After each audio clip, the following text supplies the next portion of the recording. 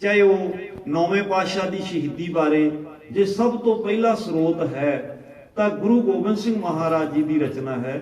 ਤਿਲਕ ਜੰਜੂ ਰਾਖਾ ਪ੍ਰਭ ਤਾਕਾ, ਕੀਨੋ ਬੜੋ ਕਲੂ ਮੈਂ ਸਾਕਾ। ਸਾਧਨ ਹੇਤ ਇਤੀ ਦੇ ਜਿਨ ਕਰੀ, ਸੀਸ ਦਿਆ ਪਰ ਸੀਨਾ ਉਚਰੀ। ਧਰਮ ਹੇਤ ਸਾਕਾ ਜਿਨ ਕੀਆ, ਸੀਸ ਦਿਆ ਪਰ ਸਿਰ न दिया। तेग बहादुर के चलत भयो, जगत को सोख है सब जग पयो। जय जय जय सुरलोक।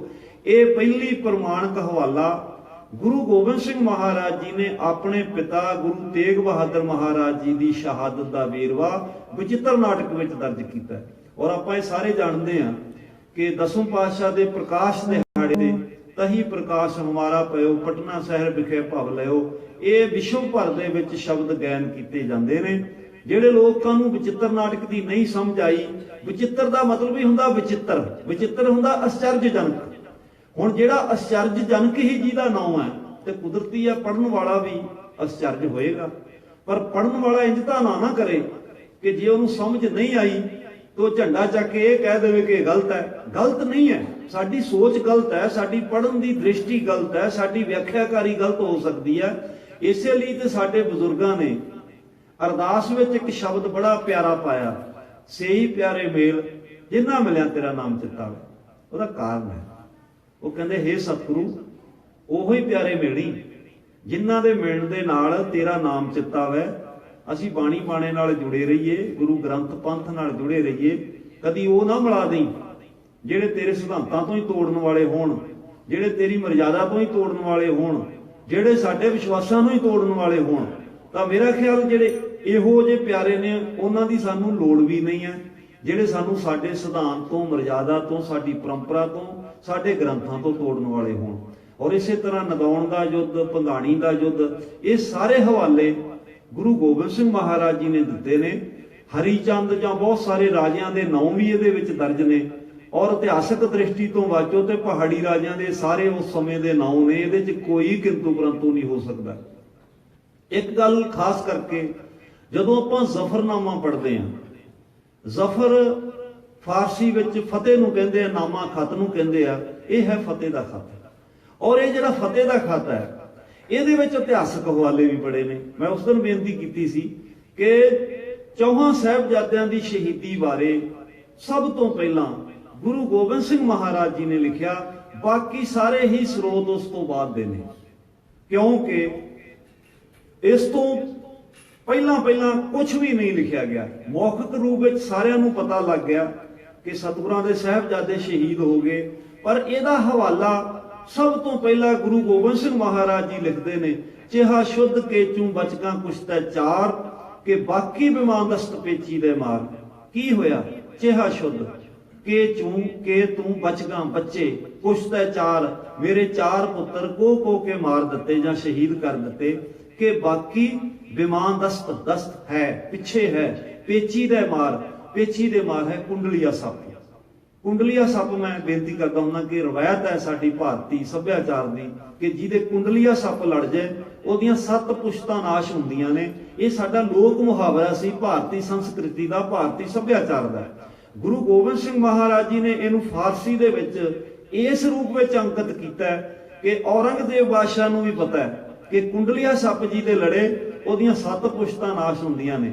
सतगुरां ने कहा जिहड़ा मेरा खालसा ये मेरा कुंडलिया सप है, ये जिहदे डंग मारेगा ओहदियां 7 पुश्तां नाश होणगियां। और ये इतिहासकारी भी 10वें पातशाह दी है। और इसे तरह चमकौर दे गढ़ी बारे, साके बारे भी सतगुरां दे शब्द ने, गुर स्नेह चिकारे कुंद चिहल नर के दह लख पर आयत बरो बेखबर।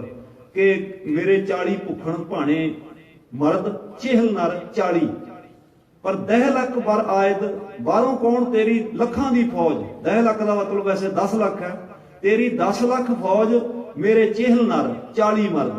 हुण ये जिहड़ा इतिहासक हवाला है, जदों असीं किंतु जे करांगे जां कुछ एक दो इहो जे लोग जफरनामे ते भी करन दी कोशिश करदे आ, जां ते समझदे सब कुछ ने, पर मैनूं पता है कि पिछे जिहड़ियां काम कराउण वालियां शक्तियां ने उहनां नूं प्रेरदियां ने, वो करदे ने।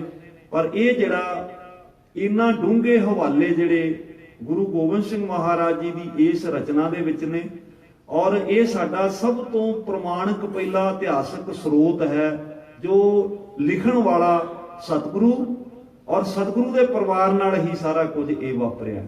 ਔਰ ਜਿੱਥੋਂ ਤੱਕ ਇੱਕ ਸ਼ਕਤੀ ਦਾ ਖਾਸ ਕਰਕੇ ਵੇਖੋ, ਮੈਂ ਫਿਰ ਕਹਿਣਾ ਕਿ ਜਿਹੜਾ ਸਤਿਗੁਰੂ ਕਹਿੰਦੇ ਕਿ ਦੇਖਣ ਆਇਓ ਜਗਤ ਤਮਾਸ਼ਾ।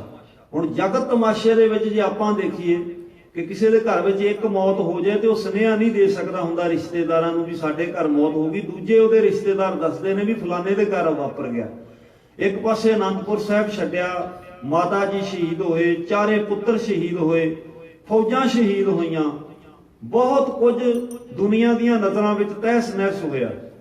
ਪਰ ਉਹਨਾਂ ਹੀ ਦਿਨਾਂ ਦੇ ਵਿੱਚ ਜੇ ਇੱਕ ਸ਼ਕਤੀ ਹੈ ਤਾਂ ਗੁਰੂ ਗੋਬਿੰਦ ਸਿੰਘ ਮਹਾਰਾਜ ਜੀ ਦੀ ਕਲਮ ਦੀ ਸ਼ਕਤੀ, ਕਿ ਇੰਨਾ ਹੀ ਸਭ ਕੁਝ ਬੀਤਣ ਦੇ ਥੋੜੇ ਜਿਹੇ ਦਿਨਾਂ ਬਾਅਦ ਹੀ ਇਹ ਜ਼ਫਰਨਾਮਾ ਜਿਹੜਾ ਮਾਲਵੇ ਦੀ ਧਰਤੀ ਤੋਂ, ਦੀਨਾ ਕਾਂਗੜ ਤੋਂ ਸਤਿਗੁਰੂ ਲਿਖਦੇ ਨੇ। ਔਰ ਇਹਨੂੰ ਫਤਿਹ ਦਾ ਖਤ, ਇਹਦਾ ਨਾਂ ਵੀ ਜਿੱਤ ਦਾ ਖਤ ਜਾਂ ਜਿੱਤ ਦੀ ਚਿੱਠੀ ਜਾਂ ਫਤਿਹਨਾਮਾ ਕਿਹਾ ਜਾਂਦਾ। ਇਹ ਕੇਵਲ ਗੁਰੂ ਗੋਬਿੰਦ ਸਿੰਘ ਮਹਾਰਾਜ ਜੀ ਰਚ ਸਕਦੇ ਨੇ। ਇਸ ਕਰਕੇ ਸਤਿਗੁਰਾਂ ਦੀ ਜਿਹੜੀ ਇਹ ਕਲਮ ਦੀ ਸ਼ਕਤੀ ਦੇ ਦਰਸ਼ਨ ਵੀ ਇਸ ਰਚਨਾ ਵਿੱਚੋਂ ਹੁੰਦੇ ਨੇ। ਔਰ ਜਿੱਥੋਂ ਤੱਕ ਮਨੋਵਿਗਿਆਨ ਦੀ ਗੱਲ ਹੈ, ਅੱਜ ਦੀ ਮਨੋਵਿਗਿਆਨ ਫਿਲਾਸਫੀ ਇਹ ਕਹਿੰਦੀ ਹੈ ਕਿ ਜਿਹੜਾ ਬੰਦਾ ਢਹਿੰਦੀ ਕਲਾ ਨਾਲ ਸੋਚਦਾ ਜਾਂ ਨਿਰਾਸ਼ਾਵਾਦ ਵਿੱਚ ਵਿਚਰਦਾ ਹੈ, ਉਹ ਦੁਨੀਆ ਵਿੱਚ ਕੋਈ ਵੀ ਚੰਗਾ ਕਾਰਜ ਨਹੀਂ ਕਰ ਸਕਦਾ। ਇਸੇ ਲਈ ਸਾਡੀ ਅਰਦਾਸ ਦਾ ਹਿੱਸਾ ਹੈ, ਨਾਨਕ ਨਾਮ ਚੜ੍ਹਦੀ ਕਲਾ ਤੇਰੇ ਭਾਣੇ ਸਰਬੱਤ ਦਾ ਭਲਾ। ਹੁਣ ਇਹ ਗੁਰੂ ਨਾਨਕ ਪਾਤਸ਼ਾਹ ਮਹਾਰਾਜ ਦੀ ਭਾਵੇਂ ਇਹ ਸ਼ਬਦ ਨਹੀਂ ਹੈ, ਪਰ ਇੱਥੇ ਆ ਕੇ ਗੁਰੂ ਪੰਥ ਤੇ ਗੁਰੂ ਇੱਕਮਿਕ ਹੋ ਜਾਂਦੇ ਨੇ ਕਿ ਪੰਥ ਨੇ ਇੰਨੀ ਸ਼ਕਤੀ ਵਰਤ ਲਈ ਹੈ ਕਿ ਇਹ ਫਿਲਾਸਫੀ ਏਡੀ ਪਿਆਰੀ ਹੈ ਤੇ ਇਹਦੇ ਵਿੱਚ ਨਾਨਕ ਛਾਪ ਆ ਗਈ। ਪਰ ਇੱਥੇ ਗੁਰੂ ਗ੍ਰੰਥ ਤੇ ਪੰਥ ਇਹਦੇ ਮਾਣ ਨਾਲ ਜਿਹੜਾ ਆਪਣੇ ਸ਼ਬਦ ਨੂੰ ਲਿਖ ਲੈਂਦਾ ਕਿ ਇਹ ਚੜ੍ਹਦੀ ਕਲਾ ਦਾ ਜਿਹੜਾ ਸੀ, ਸਰਬੱਤ ਦੇ ਭਲੇ ਦਾ ਜਿਹੜਾ ਸਾਡਾ ਸਿਧਾਂਤ ਹੈ, ਉਹ ਅਸੀਂ ਪੇਸ਼ ਕਰਦੇ ਹਾਂ। ਗੁਰੂ ਗੋਬਿੰਦ ਸਿੰਘ ਮਹਾਰਾਜ ਜੀ ਨੇ ਸਾਡੀ ਮਨੋਵਸਥਾ ਨੂੰ ਵੀ ਬਹੁਤ ਉੱਚਿਆਂ ਕੀਤਾ। ਜੇ ਸਾਡੇ ਨਾਮ ਰੱਖੇ ਸਿੰਘ ਕੌਰ, ਕੌਰ ਦਾ ਅਰਥ ਰਾਜਪੁੱਤਰੀ, ਸਿੰਘ ਦਾ ਅਰਥ ਸ਼ੇਰ। ਸਰਦਾਰ ਕਪੂਰ ਸਿੰਘ ਜੀ ਨੇ ਦਸਮ ਗ੍ਰੰਥ ਤੇ ਵੀ ਬਹੁਤ ਵਧੀਆ ਲਿਖਿਆ। ਹਾਲਾਂਕਿ ਉਹ ਸਾਡੇ ਇੱਕ ਮੰਨੇ ਪ੍ਰਮੰਨੇ ਵਿਦਵਾਨ ਔਰ ਬਹੁਤ ਹੀ ਬੇਬਾਕ ਸੱਜਣ ਸਨ, ਜਿਨ੍ਹਾਂ ਨੇ ਖਾਸ ਕਰਕੇ ਅਨੰਦਪੁਰ ਸਾਹਿਬ ਦੇ ਮਤੇ ਵਿੱਚ ਵੀ ਉਹਨਾਂ ਦਾ ਯੋਗਦਾਨ ਸੀ, ਸੰਤਾਂ ਨਾਲ ਵੀ ਉਹਨਾਂ ਦਾ ਬੜਾ ਪਿਆਰ ਸੀ। ਔਰ ਉਹ ਹਮੇਸ਼ਾ ਕਹਿੰਦੇ ਹੁੰਦੇ ਸਨ ਵੀ ਸਿੰਘ ਦਾ ਇੱਕ ਆਪਣਾ ਵਜੂਦ ਹੈ। ਜਦੋਂ ਸ਼ੇਰ ਸਵੇਰੇ ਨਿਕਲਦਾ ਨਾ ਘੁਰਨੇ ਵਿੱਚੋਂ, ਇੱਕ ਵਾਰੀ ਉਹ ਗਰਜਦਾ, ਉਹਦੇ ਗਰਜਣ ਦਾ ਮਤਲਬ ਆ ਵੀ ਮੈਂ ਤੁਹਾਨੂੰ ਜੀਵ ਜੰਤੂ ਉਹ ਤੁਹਾਨੂੰ ਮਾਰਨਾ ਨਹੀਂ ਹੈ। ਜੇ ਤੁਸੀਂ ਲੁਕਣਾ ਚਾਹੁੰਦੇ ਹੋ, ਦੌੜਨਾ ਚਾਹੁੰਦੇ ਹੋ, ਪਾਸੇ ਹੋ ਜਾਓ। ਉਹ ਕਿਸੇ ਤੇ ਲੁਕ ਕੇ ਅਟੈਕ ਨਹੀਂ ਕਰਦਾ, ਉਹ ਜੰਗਲ ਵਿੱਚ ਵੀ ਤੁਰਦਾ, ਉਹਦੇ ਪਿੱਛੇ ਵੱਗ ਨਹੀਂ ਹੁੰਦਾ, ਉਹ ਇਕੱਲਾ ਹੀ ਤੁਰ ਪੈਂਦਾ ਕਿਉਂਕਿ ਉਹ ਜੰਗਲ ਦਾ ਬਾਦਸ਼ਾਹ। ਉਹਦੀ ਜਿਹੜੀ ਸੋਚ ਹੈ, ਜਿਹੜੀ ਮਾਨਸਿਕਤਾ ਹੈ, ਜਿਹੜੀ ਉਹਦੀ ਗਰਜ ਹੈ, ਜਿਹੜਾ ਉਹਦਾ ਸੰਘਊਪੁਣਾ ਹੈ, ਸਤਿਗੁਰਾਂ ਨੇ ਕਿੱਡਾ ਪਿਆਰਾ ਜਿਹੜਾ ਸਾਨੂੰ ਤਖੱਲਸ ਦਿੱਤਾ ਕਿ ਤੁਸੀਂ ਹੁਣ ਹਿੰਮਤ ਰਾਏ ਨਹੀਂ ਹੋ, ਤੁਸੀਂ ਹਿੰਮਤ ਸਿੰਘ ਹੋ, ਤੁਸੀਂ ਸਾਹਿਬ ਚੰਦ ਨਹੀਂ, ਤੁਸੀਂ ਮੇਰੇ ਸਿੰਘ ਹੋ। ਤੇ ਸਿੰਘ ਆਪਣੇ ਆਪ ਵਿੱਚ ਇੱਕ ਸ਼ਕਤੀ ਦਾ ਪ੍ਰਤੀਕ ਹੈ ਔਰ ਸਿੰਘ ਇੱਕ ਚੜ੍ਹਦੀ ਕਲਾ ਦਾ ਪ੍ਰਤੀਕ ਹੈ। ਔਰ ਚੜ੍ਹਦੀ ਕਲਾ ਵਾਲਾ ਹੀ ਸਿੰਘ ਹੋ ਸਕਦਾ, ਤੇ ਜੇ ਸਿੰਘ ਆ ਤਾਂ ਫਿਰ ਚੜ੍ਹਦੀ ਕਲਾ ਵਾਲਾ ਹੋਏਗਾ। ਸਿੰਘ ਢਹਿੰਦੀ ਕਲਾ ਵਾਲਾ ਕਦੀ ਨਹੀਂ ਹੁੰਦਾ। ਔਰ ਸਿੰਘਾਂ ਦੇ ਇੱਕ ਬੋਲੇ ਵੀ ਨੇ, ਖਾਲਸਾਈ ਬੋਲੇ। ਉਹ ਸਾਡੀ ਰਵਾਇਤ ਵਿੱਚ ਆਉਂਦਾ ਕਿ ਕਿਸੇ ਘਰ ਨਿਹੰਗ ਸਿੰਘ ਜੀ ਗਏ, ਘਰ ਵਾਲੇ ਕਹਿੰਦੇ ਬਾਬਾ ਜੀ ਖੀਰ ਖਾਓਗੇ? ਉਹ ਕਹਿੰਦੇ ਖਾਂਦੀਆਂ ਤਾਂ ਡੈਣਾ ਹੁੰਦੀਆਂ, ਅਸੀਂ ਤਾਂ ਛਕਾਂਗੇ। ਹੁਣ ਇਹ ਇੱਕ ਫਿਲਾਸਫੀ ਹੈ, ਪੱਗ ਬੰਨਣੀ, ਦਸਤਾਰ ਸਜਾਉਣੀ, ਰੋਟੀ ਖਾਣੀ, ਪ੍ਰਸ਼ਾਦਾ ਛਕਣਾ। ਇਹਦੇ ਵਿੱਚ ਇੱਕ ਚੜ੍ਹਦੀ ਕਲਾ ਦਾ ਇੱਕ ਰੂਪ ਵੀ ਹੈ। ਔਰ ਸਤਿਗੁਰਾਂ ਨੇ ਜਿਹੜੇ ਸਾਨੂੰ ਤਖੱਲਸ ਦਿੱਤੇ ਕਿ ਮੇਰੀਆਂ ਰਾਜਪੁੱਤਰੀਆਂ ਨੇ। ਹੁਣ ਰਾਜਪੁੱਤਰੀਆਂ ਦਾ ਖਿਤਾਬ ਅੱਧਾ ਨਾਮ ਸਾਡੇ ਮਾਪੇ ਰੱਖਦੇ ਨੇ, ਅੱਧਾ ਜਿਹੜਾ ਸਾਡਾ ਨਾਮ ਆ ਜਿਹਦੇ ਨਾਲ ਅਸੀਂ ਸੰਪੂਰਨ ਹੁੰਦੇ ਆ, ਉਹ ਕਲਗੀਧਰ ਪਾਤਸ਼ਾਹ ਨੇ ਰੱਖ ਦਿੱਤਾ। ਜੇ ਨਗਾਰੇ ਦਾ ਨਾਮ ਰਣਜੀਤ ਨਗਾਰਾ, ਕਿਲਿਆਂ ਦੇ ਨਾਮ ਫਤਿਹਗੜ੍ਹ, ਹੋਲਗੜ੍ਹ, ਜੇ ਹੋਰ ਜੋ ਵੀ ਪੁੱਤਰਾਂ ਦੇ ਨਾਮ ਰੱਖੇ, ਅਜੀਤ ਸਿੰਘ, ਜੁਝਾਰ ਸਿੰਘ, ਜੋਰਾਵਰ ਸਿੰਘ, ਫਤਿਹ ਸਿੰਘ, ਇਹ ਸਤਿਗੁਰਾਂ ਦਾ ਇੱਕ ਉਹ ਮਨੋਵਿਗਿਆਨਕ ਢੰਗ ਹੈ ਕਿ ਜਦੋਂ ਬੰਦਾ ਚੜ੍ਹਦੀ ਕਲਾ ਵਿੱਚ ਜਾਵੇ। ਪਰ ਜਦੋਂ ਸਤਿਗੁਰੂ ਬਾਣੀ ਵੀ ਰਚਦੇ ਨੇ, ਜੇ ਸ਼ਸਤਰਾਂ ਦੀ ਮਹਿਮਾ ਕਰਦੇ ਨੇ, ਤਾਂ ਜੇ ਤੇਗ ਦੀ ਮਹਿਮਾ ਹੈ ਖੰਡ ਬਿਹੰਡੰ ਖਲਦਲ ਖੰਡੰ ਅਤਰਣ ਮੰਡੰ ਵਰਪੰਡੰ। ਸਤਿਗੁਰੂ ਕਹਿੰਦੇ ਕਿ ਜਿਹੜੀ ਤੇਗ ਆ ਨਾ, ਖਗ ਖੰਡ ਬਿਹੰਡੰ ਖਲ ਦਲ ਖੰਡੰ, ਇਹ ਦਲਾਂ ਦੇ ਦਲ ਨਾਸ਼ ਕਰ ਦਿੰਦੀ ਹੈ। ਆਤਰਣ ਵੰਡੰ ਮੈਦਾਨੇ ਜੰਗ ਵਿੱਚ ਵਰ ਪੰਡੰਗੇ ਨੂੰ ਵਰਦਾਨ ਮਿਲਿਆ। ਭੁਜ ਦੰਡ ਅਖੰਡੰ ਤੇਜ ਪ੍ਰਚੰਡੰ ਜੋਤ ਅਮੰਡੰ ਭਾਨ ਪ੍ਰਭੰ। ਭਾਨ ਕਹਿੰਦੇ ਸੂਰਜ ਨੂੰ, ਇਹਦੀ ਆਭਾ ਜਿਹੜੀ ਸੂਰਜ ਦੀ ਤਰ੍ਹਾਂ ਹੈ। ਸੁਖ ਸੰਤਾਂ ਕਰਨੰ ਦੁਰਮਤ ਤਰਨੰ ਕਿਲਵਖ ਹਰਨੰ ਅਸਰਣੰ। ਇਹ ਸੰਤਾਂ ਨੂੰ ਸੁਖ ਦੇਣ ਵਾਲੀ ਹੈ। ਸੁਖ ਸੰਤਾਂ ਸਰਣੰ ਕਿਲਵਖ ਹਰਨੰ, ਜਿੰਨੇ ਕਲੇਸ਼ ਨੇ ਹਰ ਦਿੰਦੀ ਹੈ। ਪਰ ਜੈ ਜੈ ਜਗ ਕਾਰਨ ਸ੍ਰਿਸ਼ਟ ਅਵਾਰਨ ਮਮ ਪ੍ਰਤਪਾਰਨ ਜੈ ਤੇਗਨ। ਹੇ ਤੇਗ, ਤੂੰ ਮੇਰੀ ਪਾਲਣਾ ਕਰਨ ਵਾਲੀ ਹੈ, ਤੈਨੂੰ ਨਮਸਕਾਰ ਹੈ। ਉੱਥੇ ਇੱਕ ਸ਼ਕਤੀ ਦਾ ਪ੍ਰਤੀਕ ਹੈ, ਪ੍ਰਥਮੇ ਖੰਡਾ ਸਾਜ ਕੇ ਜਿਨ ਸਭ ਸੰਸਾਰ ਪਾਇਆ। ਉੱਥੇ ਸਤਿਗੁਰੂ ਖੰਡੇ ਨੂੰ ਵੀ ਨਮਸਕਾਰ ਕਰਦੇ ਨੇ, ਜਾਂ ਨਮਸਕਾਰ ਸ੍ਰੀ ਖੜਕ ਕੋ ਕਰੋ ਸੋ ਹਿਤ ਚਿਤ ਲਾਏ। ਉੱਥੇ ਜਿਹੜੀ ਸ਼ਸਤਰਾਂ ਦੇ ਨਾਮ ਨੇ, ਕਿਉਂਕਿ ਜਦੋਂ ਕੋਈ ਸਮਾਜ ਸ਼ਸਤਰ ਚੁੱਕਣ ਤੋਂ ਡਰਦਾ ਹੋਵੇ, ਸਾਡਾ ਲੋਕ ਸਾਹਿਤ ਆ ਨਾ ਕਿ ਸਾਡੇ ਸਮਾਜ ਨੇ ਜਾਂ ਲੋਕਾਂ ਨੇ ਕਿਹਾ ਸੀ ਜਿਹੜੇ ਵਿਚਾਰੇ ਸ਼ਸਤਰਾਂ ਤੋਂ ਡਰਦੇ ਸਨ, ਉਸ ਸਮੇਂ ਦੇ ਵਿੱਚ ਕਾਮ ਹਮਾਰਾ ਤੋਲੇ ਤਕੜੀ ਨੰਗੀ ਕਰਦ ਕਬੂ ਨਹੀਂ ਪਕੜੀ। ਚਿੜੀ ਉਡੇ ਤੋਂ ਹਮ ਡਰ ਜਾਏ ਮੁਗਲਨ ਸੋ ਕੈਸੇ ਲੜ ਪਾਏ।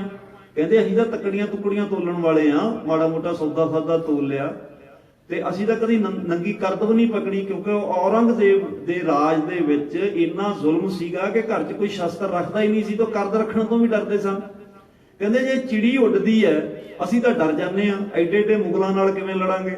ਹੁਣ ਚਿੜੀ ਹਾਲਾਂਕਿ ਸਾਰੇ ਜੀਵ ਜੰਤੂਆਂ 'ਚੋਂ ਕਮਜ਼ੋਰ ਜਾਨਵਰ ਹੈ, ਕਿਉਂਕਿ ਇਹਦੀ ਜਿਹੜੀ ਦਿਲ ਦੀ ਧੜਕਣ ਆ ਉਹ ਸੈਂਕੜੇ ਵਾਰ ਹੀ ਹੈ 1 ਮਿੰਟ ਦੇ ਵਿੱਚ। ਜੋ ਜੀਵ ਵਿਗਿਆਨ ਕਹਿੰਦਾ ਨਾ, ਉਹ ਸਭ ਤੋਂ ਕਮਜ਼ੋਰ ਦਿਲ ਚਿੜੀ ਦਾ ਹੈ, ਕਿਉਂਕਿ ਇਹਦੀ ਜਿਹੜੀ ਦਿਲ ਦੀ ਧੜਕਣ ਆ ਇਹ 520 ਤੋਂ ਲੈ ਕੇ 530 540 ਤੱਕ ਚਲੀ ਜਾਂਦੀ ਹੈ, ਜਦੋਂ ਕਿ ਸਧਾਰਨ ਬੰਦੇ ਦੇ ਦਿਲ ਦੀ ਧੜਕਣ 72 ਹੁੰਦੀ ਆ। 72 ਵਾਰ ਬੰਦੇ ਦਾ ਜਿਹੜੀ 1 ਮਿੰਟ ਦੀ ਜਿਹੜੀ ਅਸੀਂ ਲੈਂਦੇ ਆ। ਤਾਂ ਚਿੜੀ ਦੀ ਉਦਾਹਰਨ ਸਾਡੇ ਸਾਹਿਤ ਵਿੱਚ ਔਰ ਬਹੁਤ ਵਾਰੀ ਹੈ। ਇਸ ਲਈ ਸਤਿਗੁਰੂ ਕਹਿੰਦੇ ਚਿੜੀਆਂ ਸੇ ਮੈਂ ਬਾਜ ਚੜਾਊਂ। ਮਤ ਸੋਚੋ ਤੁਹਾਡੇ ਚਿੜੀਆਂ ਵਰਗੇ ਦਿਲ ਨੇ, ਤੁਸੀਂ ਬਾਜਾਂ ਨਾਲ ਲੜੋਗੇ। ਗਿੱਦੜੋਂ ਸੇ ਮੈਂ ਸ਼ੇਰ ਬਣਾਊਂ। ਗਿੱਦੜ ਆਪਣੇ ਪਰਛਾਵੇਂ ਤੋਂ ਡਰ ਕੇ ਹਮੇਸ਼ਾ ਜੰਗਲ ਵਿੱਚ ਭੱਜਾ ਫਿਰਦਾ। ਸਤਿਗੁਰੂ ਕਹਿੰਦੇ ਮੈਂ ਤੁਹਾਨੂੰ ਸ਼ੇਰ ਵਰਗੀ ਸ਼ਕਤੀ ਦਿਆਂਗਾ ਜਿਹੜੇ ਤੁਸੀਂ ਪਰਛਾਵਿਆਂ ਤੋਂ ਡਰਦੇ ਹੋ। 1.25 ਲੱਖ ਸੇ ਇੱਕ ਲੜਾਊਂ ਤਬੈ ਗੋਬਿੰਦ ਸਿੰਘ ਨਾਮ ਕਹੂੰ। ਹੁਣ ਜਿਹੜਾ 1.25 ਲੱਖ ਨਾਲ ਇੱਕ ਦਾ ਲੜਨਾ, ਇੱਕ ਉਹ ਸ਼ਕਤੀ ਹੈ ਜਿਹਦਾ ਭਰੋਸਾ ਆਪਣੇ ਬਾਣੀ ਬਾਣੇ ਉੱਤੇ ਔਰ ਗੁਰੂ ਦੇ ਸਿਧਾਂਤ ਉੱਤੇ ਹੈ। ਔਰ ਇੱਕ 1.25 ਲੱਖ ਨਾਲ ਕਈ ਵਾਰੀ ਲੜਿਆ, ਚਾਹੇ ਉਹ ਖਦਰਾਣੇ ਦੀ ਢਾਬ ਸੀ ਜਿੱਥੇ ਆਪਾਂ ਮੁਕਤਸਰ ਸਾਹਿਬ ਦਾ ਵਰ ਦਿੱਤਾ। ਲੜਨ ਵਾਲੇ ਗਿਣਤੀ ਦੇ ਸਿੰਘ ਨੇ, ਫਤਿਹ ਵੀ ਖਾਲਸੇ ਦੀ ਹੁੰਦੀ ਹੈ। ਮੁਗਲ ਫੌਜਾਂ ਬਹੁਤ ਵੱਡੀ ਗਿਣਤੀ ਵਿੱਚ ਨੇ, ਪਰ ਜਿਨ੍ਹਾਂ ਦੇ ਮਨ ਵਿੱਚ ਭਾਵਨਾ ਸ਼ਰਧਾ ਗੁਰੂ ਭਰੋਸਾ ਸੀ ਉਹ ਲੱਖਾਂ ਨਾਲ ਟੱਕਰੇ ਨੇ। ਉਹ ਚਮਕੌਰ ਦੀ ਗੜੀ ਵਿੱਚ ਵੀ ਟੱਕਰੇ ਨੇ, ਉਹ ਸਰਸਾ ਨਦੀ ਦੇ ਕੰਢੇ ਤੇ ਵੀ ਟੱਕਰੇ ਨੇ, ਉਹ ਬੰਦਾ ਸਿੰਘ ਬਹਾਦਰ ਦੇ ਵੇਲੇ ਵੀ ਟੱਕਰੇ ਨੇ। ਕਿੱਥੇ ਹਜ਼ਾਰਾਂ ਲੱਖਾਂ ਦੀਆਂ ਫੌਜਾਂ ਮੁਗਲਾਂ ਦੀਆਂ, ਕਿੱਥੇ ਬਾਬਾ ਬੰਦਾ ਸਿੰਘ ਬਹਾਦਰ ਦੇ ਨਾਲ ਕੇਵਲ ਹਜੂਰ ਸਾਹਿਬ ਤੋਂ 5 ਸਿੰਘ ਆਏ, ਪੰਜਾਬ ਦੇ ਲੋਕ ਇਕੱਠੇ ਹੋਏ। ਇਹਨਾਂ ਦੀ ਗਿਣਤੀ ਬਹੁਤ ਥੋੜੀ ਹੈ। ਹੁਣ ਜਿਹੜੇ ਫਾਰਸੀ ਦੇ ਸਰੋਤ ਸਾਹਮਣੇ ਆਏ ਨੇ, ਜਾਂ ਜਿਹੜੇ ਰਾਜਸਥਾਨੀ ਸਰੋਤਾਂ ਤੋਂ ਬੰਦਾ ਸਿੰਘ ਬਹਾਦਰ ਦਾ ਇਤਿਹਾਸ ਬਾਹਰ ਆਇਆ, ਬੰਦਾ ਸਿੰਘ ਬਹਾਦਰ ਨਾਲ ਫੌਜੀ ਸ਼ਕਤੀ ਇੰਨੀ ਨਹੀਂ ਸੀ ਜਿੰਨਾ ਜਜ਼ਬਾ ਸੀ ਔਰ ਜਿੰਨੀ ਚੜ੍ਹਦੀ ਕਲਾ ਸੀ ਔਰ ਜਿੰਨਾ 10ਵੇਂ ਪਾਤਸ਼ਾਹ ਦਾ ਭਰੋਸਾ ਸੀਗਾ। ਉਹ ਜਿਹੜੇ ਭਰੋਸੇ ਵਾਲੇ ਲੜੇ ਨੇ, ਉਹ ਗਿਣਤੀ ਬਹੁਤੀ ਨਹੀਂ ਸੀ। ਇਸ ਲਈ ਗੁਰੂ ਗੋਬਿੰਦ ਸਿੰਘ ਮਹਾਰਾਜ ਜੀ ਨੇ ਜਿਹੜਾ ਸਾਨੂੰ ਮਨੋਵਿਗਿਆਨਕ ਫਲਸਫਾ ਦਿੱਤਾ, ਜਿਹੜੀ ਸਾਨੂੰ ਚੜ੍ਹਦੀ ਕਲਾ ਬਖਸ਼ਿਸ਼ ਕੀਤੀ, ਜਿਹੜੇ ਚੜ੍ਹਦੀ ਕਲਾ ਦੇ ਬੋਲ ਬਖਸ਼ਿਸ਼ ਕੀਤੇ, ਅਸੀਂ ਹਮੇਸ਼ਾ ਜਿਹੜੀ ਫਤਿਹ ਬੁਲਾਉਂਦੇ ਆ, ਇਹ ਵੀ 10ਵੇਂ ਗ੍ਰੰਥ ਦਾ ਹਿੱਸਾ ਹੈ। ਇੱਕ ਓੰਕਾਰ ਵਾਹਿਗੁਰੂ ਜੀ ਕੀ ਫਤਿਹ, ਕਈ ਵਾਰੀ ਸ੍ਰੀ ਵਾਹਿਗੁਰੂ ਜੀ ਕੀ ਫਤਿਹ, ਔਰ ਇਹ ਸ਼ਬਦ ਅਨੇਕ ਵਾਰ ਮੰਗਲਾਚਰਨ ਵਿੱਚ ਆਉਂਦਾ ਹੈ। ਇੱਥੋਂ ਹੀ ਸਾਡਾ ਇਹ ਸੰਪੂਰਨ ਬੋਲ ਹੋਇਆ। ਵਾਹਿਗੁਰੂ ਜੀ ਕਾ ਖਾਲਸਾ, ਵੀ ਖਾਲਸਾ ਤੂੰ ਵਾਹਿਗੁਰੂ ਦਾ, ਤੇ ਫਤਿਹ ਵੀ ਵਾਹਿਗੁਰੂ ਦੀ ਹੈ, ਕਿਉਂਕਿ ਆ ਹੁਣ ਜਦੋਂ ਖਾਲਸਾ ਪੰਥ ਦੀ ਸਾਜਨਾ ਆਪਾਂ ਮਨਾਉਣੀ ਆ, ਇਹ ਦਿਨ ਜਿਹੜਾ ਪ੍ਰਗਟ ਦਿਵਸ ਹੈ, ਤੇ ਸਤਿਗੁਰਾਂ ਨੇ ਕਿਹਾ ਸੀ ਕਿ ਖਾਲਸਾ ਅਕਾਲ ਪੁਰਖ ਕੀ ਫੌਜ। ਹੁਣ ਇਹਦੇ ਪਿੱਛੇ ਫਿਲਾਸਫੀ ਬਹੁਤ ਵੱਡੀ ਹੈ ਵੀ ਇਹ ਮੈਂ ਖਾਲਸਾ ਪੈਦਾ ਕੀਤਾ ਹੈ, ਪਰ ਇਹ ਫੌਜ ਕਿਹਦੀ ਹੈ? ਮੇਰੀ ਨਹੀਂ, ਅਕਾਲ ਪੁਰਖ ਦੀ ਹੈ, ਕਿਉਂਕਿ ਇਹ ਅਕਾਲ ਨੂੰ ਮੰਨਣ ਵਾਲੇ ਆ। ਸਾਡਾ ਜਿਹੜਾ ਭਾਰਤੀ ਧਰਮ ਪ੍ਰਣਾਲੀ ਹੈ ਇਹ ਵਿਚੋਲਿਆਂ ਨਾਲ ਚੱਲਦੀ ਹੈ, ਕਿਉਂਕਿ ਤੁਸੀਂ ਜਿੰਨੇ ਵੀ ਸਾਡੇ ਭਾਰਤੀ ਧਰਮ ਨੇ, ਇਹਦੇ ਵਿੱਚ ਇੱਕ ਵਿਚੋਲਾ ਕਾਬਜ ਹੁੰਦਾ ਹੈ। ਅੱਜ ਤੱਕ ਵੀ ਹੈ। ਘਰ ਕਿਸੇ ਨੇ ਬਣਾਉਣਾ, ਮਹੂਰਤ ਕੋਈ ਕੱਢ ਕੇ ਦੱਸੇਗਾ, ਦਿਸ਼ਾਵਾਂ ਕਿਹੜੀਆਂ ਰੱਖਣੀਆਂ ਕੋਈ ਕਿਤਾਬ ਆ ਕੇ ਦੱਸੇਗੀ। ਤਾਂ ਸਤਿਗੁਰਾਂ ਨੇ ਜਿਹੜਾ ਵਿਚੋਲਾਵਾਦ ਸੀਗਾ ਪਹਿਲੇ ਜਾਮੇ ਤੋਂ ਹੀ ਖਤਮ ਕਰ ਦਿੱਤਾ ਕਿ ਤੁਸੀਂ ਸ਼ਬਦ ਗੁਰੂ ਨੂੰ ਮੰਨਣ ਵਾਲੇ ਹੋ, ਤੁਸੀਂ ਇੱਕ ਓੰਕਾਰ ਦੇ ਪੁਜਾਰੀ ਹੋ। 10ਵੇਂ ਜਾਮੇ ਵਿੱਚ ਪਰਪੱਕ ਮੋਹਰ ਲਾ ਦਿੱਤੀ ਕਿ ਜਿਹੜਾ ਤੁਸੀਂ ਬੋਲ ਵੀ ਬੋਲੋਗੇ, ਕਿਉਂਕਿ ਜਨਮ ਸਾਖੀਆਂ ਵਿੱਚ ਸਾਡਾ ਪਹਿਲਾ ਸੰਬੋਧਨੀ ਬੋਲਾ ਸਤ ਕਰਤਾਰ ਹੈ। ਕਰਤਾਰਪੁਰ ਹੀ ਸਤਿਗੁਰਾਂ ਨੇ ਨਗਰ ਵਸਾਇਆ, ਕਰਤਾਰਪੁਰ ਕਰਤਾ ਵਸੈ। ਉਦੋਂ ਸਾਡੀ ਪਹਿਲੀ ਜਿਹੜਾ ਸੰਬੋਧਨੀ ਬੋਲਾ ਸੀ ਸਤ ਕਰਤਾ ਸੀਗਾ। ਔਰ ਉਸ ਤੋਂ ਬਾਅਦ 10ਵੇਂ ਜਾਮੇ ਵਿੱਚ ਇਹ ਬੋਲਾ ਹੋ ਗਿਆ ਵੀ ਇਹ ਹੁਣ ਖਾਲਸੇ ਦਾ ਬੋਲਾ ਹੈ, ਵੀ ਖਾਲਸਾ ਵੀ ਵਾਹਿਗੁਰੂ ਦਾ ਤੇ ਫਤਿਹ ਵੀ ਵਾਹਿਗੁਰੂ ਦੀ। ਹੁਣ ਇਹਦਾ ਹਵਾਲਾ ਲੈਣਾ ਹੋਵੇ ਤੇ ਭੰਗਾਣੀ ਦੇ ਯੁੱਧ ਹਾਲ ਵਿੱਚ ਸਤਿਗੁਰਾਂ ਨੇ ਖੁਦ ਲਿਖਿਆ, ਜਦੋਂ ਸਿੱਖਾਂ ਨੇ ਕਿਹਾ ਸਤਿਗੁਰੂ ਜੀ ਆਪਣੀ ਜਿੱਤ ਹੋਈ ਹੈ, ਗੁਰੂ ਗੋਬਿੰਦ ਸਿੰਘ ਮਹਾਰਾਜ ਜੀ ਮੁਸਕਰਾ ਕੇ ਕਹਿੰਦੇ ਭਈ ਜੀਤ ਮੇਰੀ ਕਿਰਪਾ ਕਾਲ ਕੇਰੀ। ਇਹ ਉਹਦੀ ਕਿਰਪਾ ਨਾਲ ਹੋਈ ਹੈ, ਜਿੱਤ ਭਾਵੇਂ ਆਪਣੀ ਹੋਈ ਹੈ। ਇਹ ਵੀ ਸ਼ਬਦ ਦਸਮ ਬਾਣੀ ਵਿੱਚ ਦਰਜ ਹੈ, ਲੰਬੇਰਾ ਸ਼ਬਦ ਹੈ।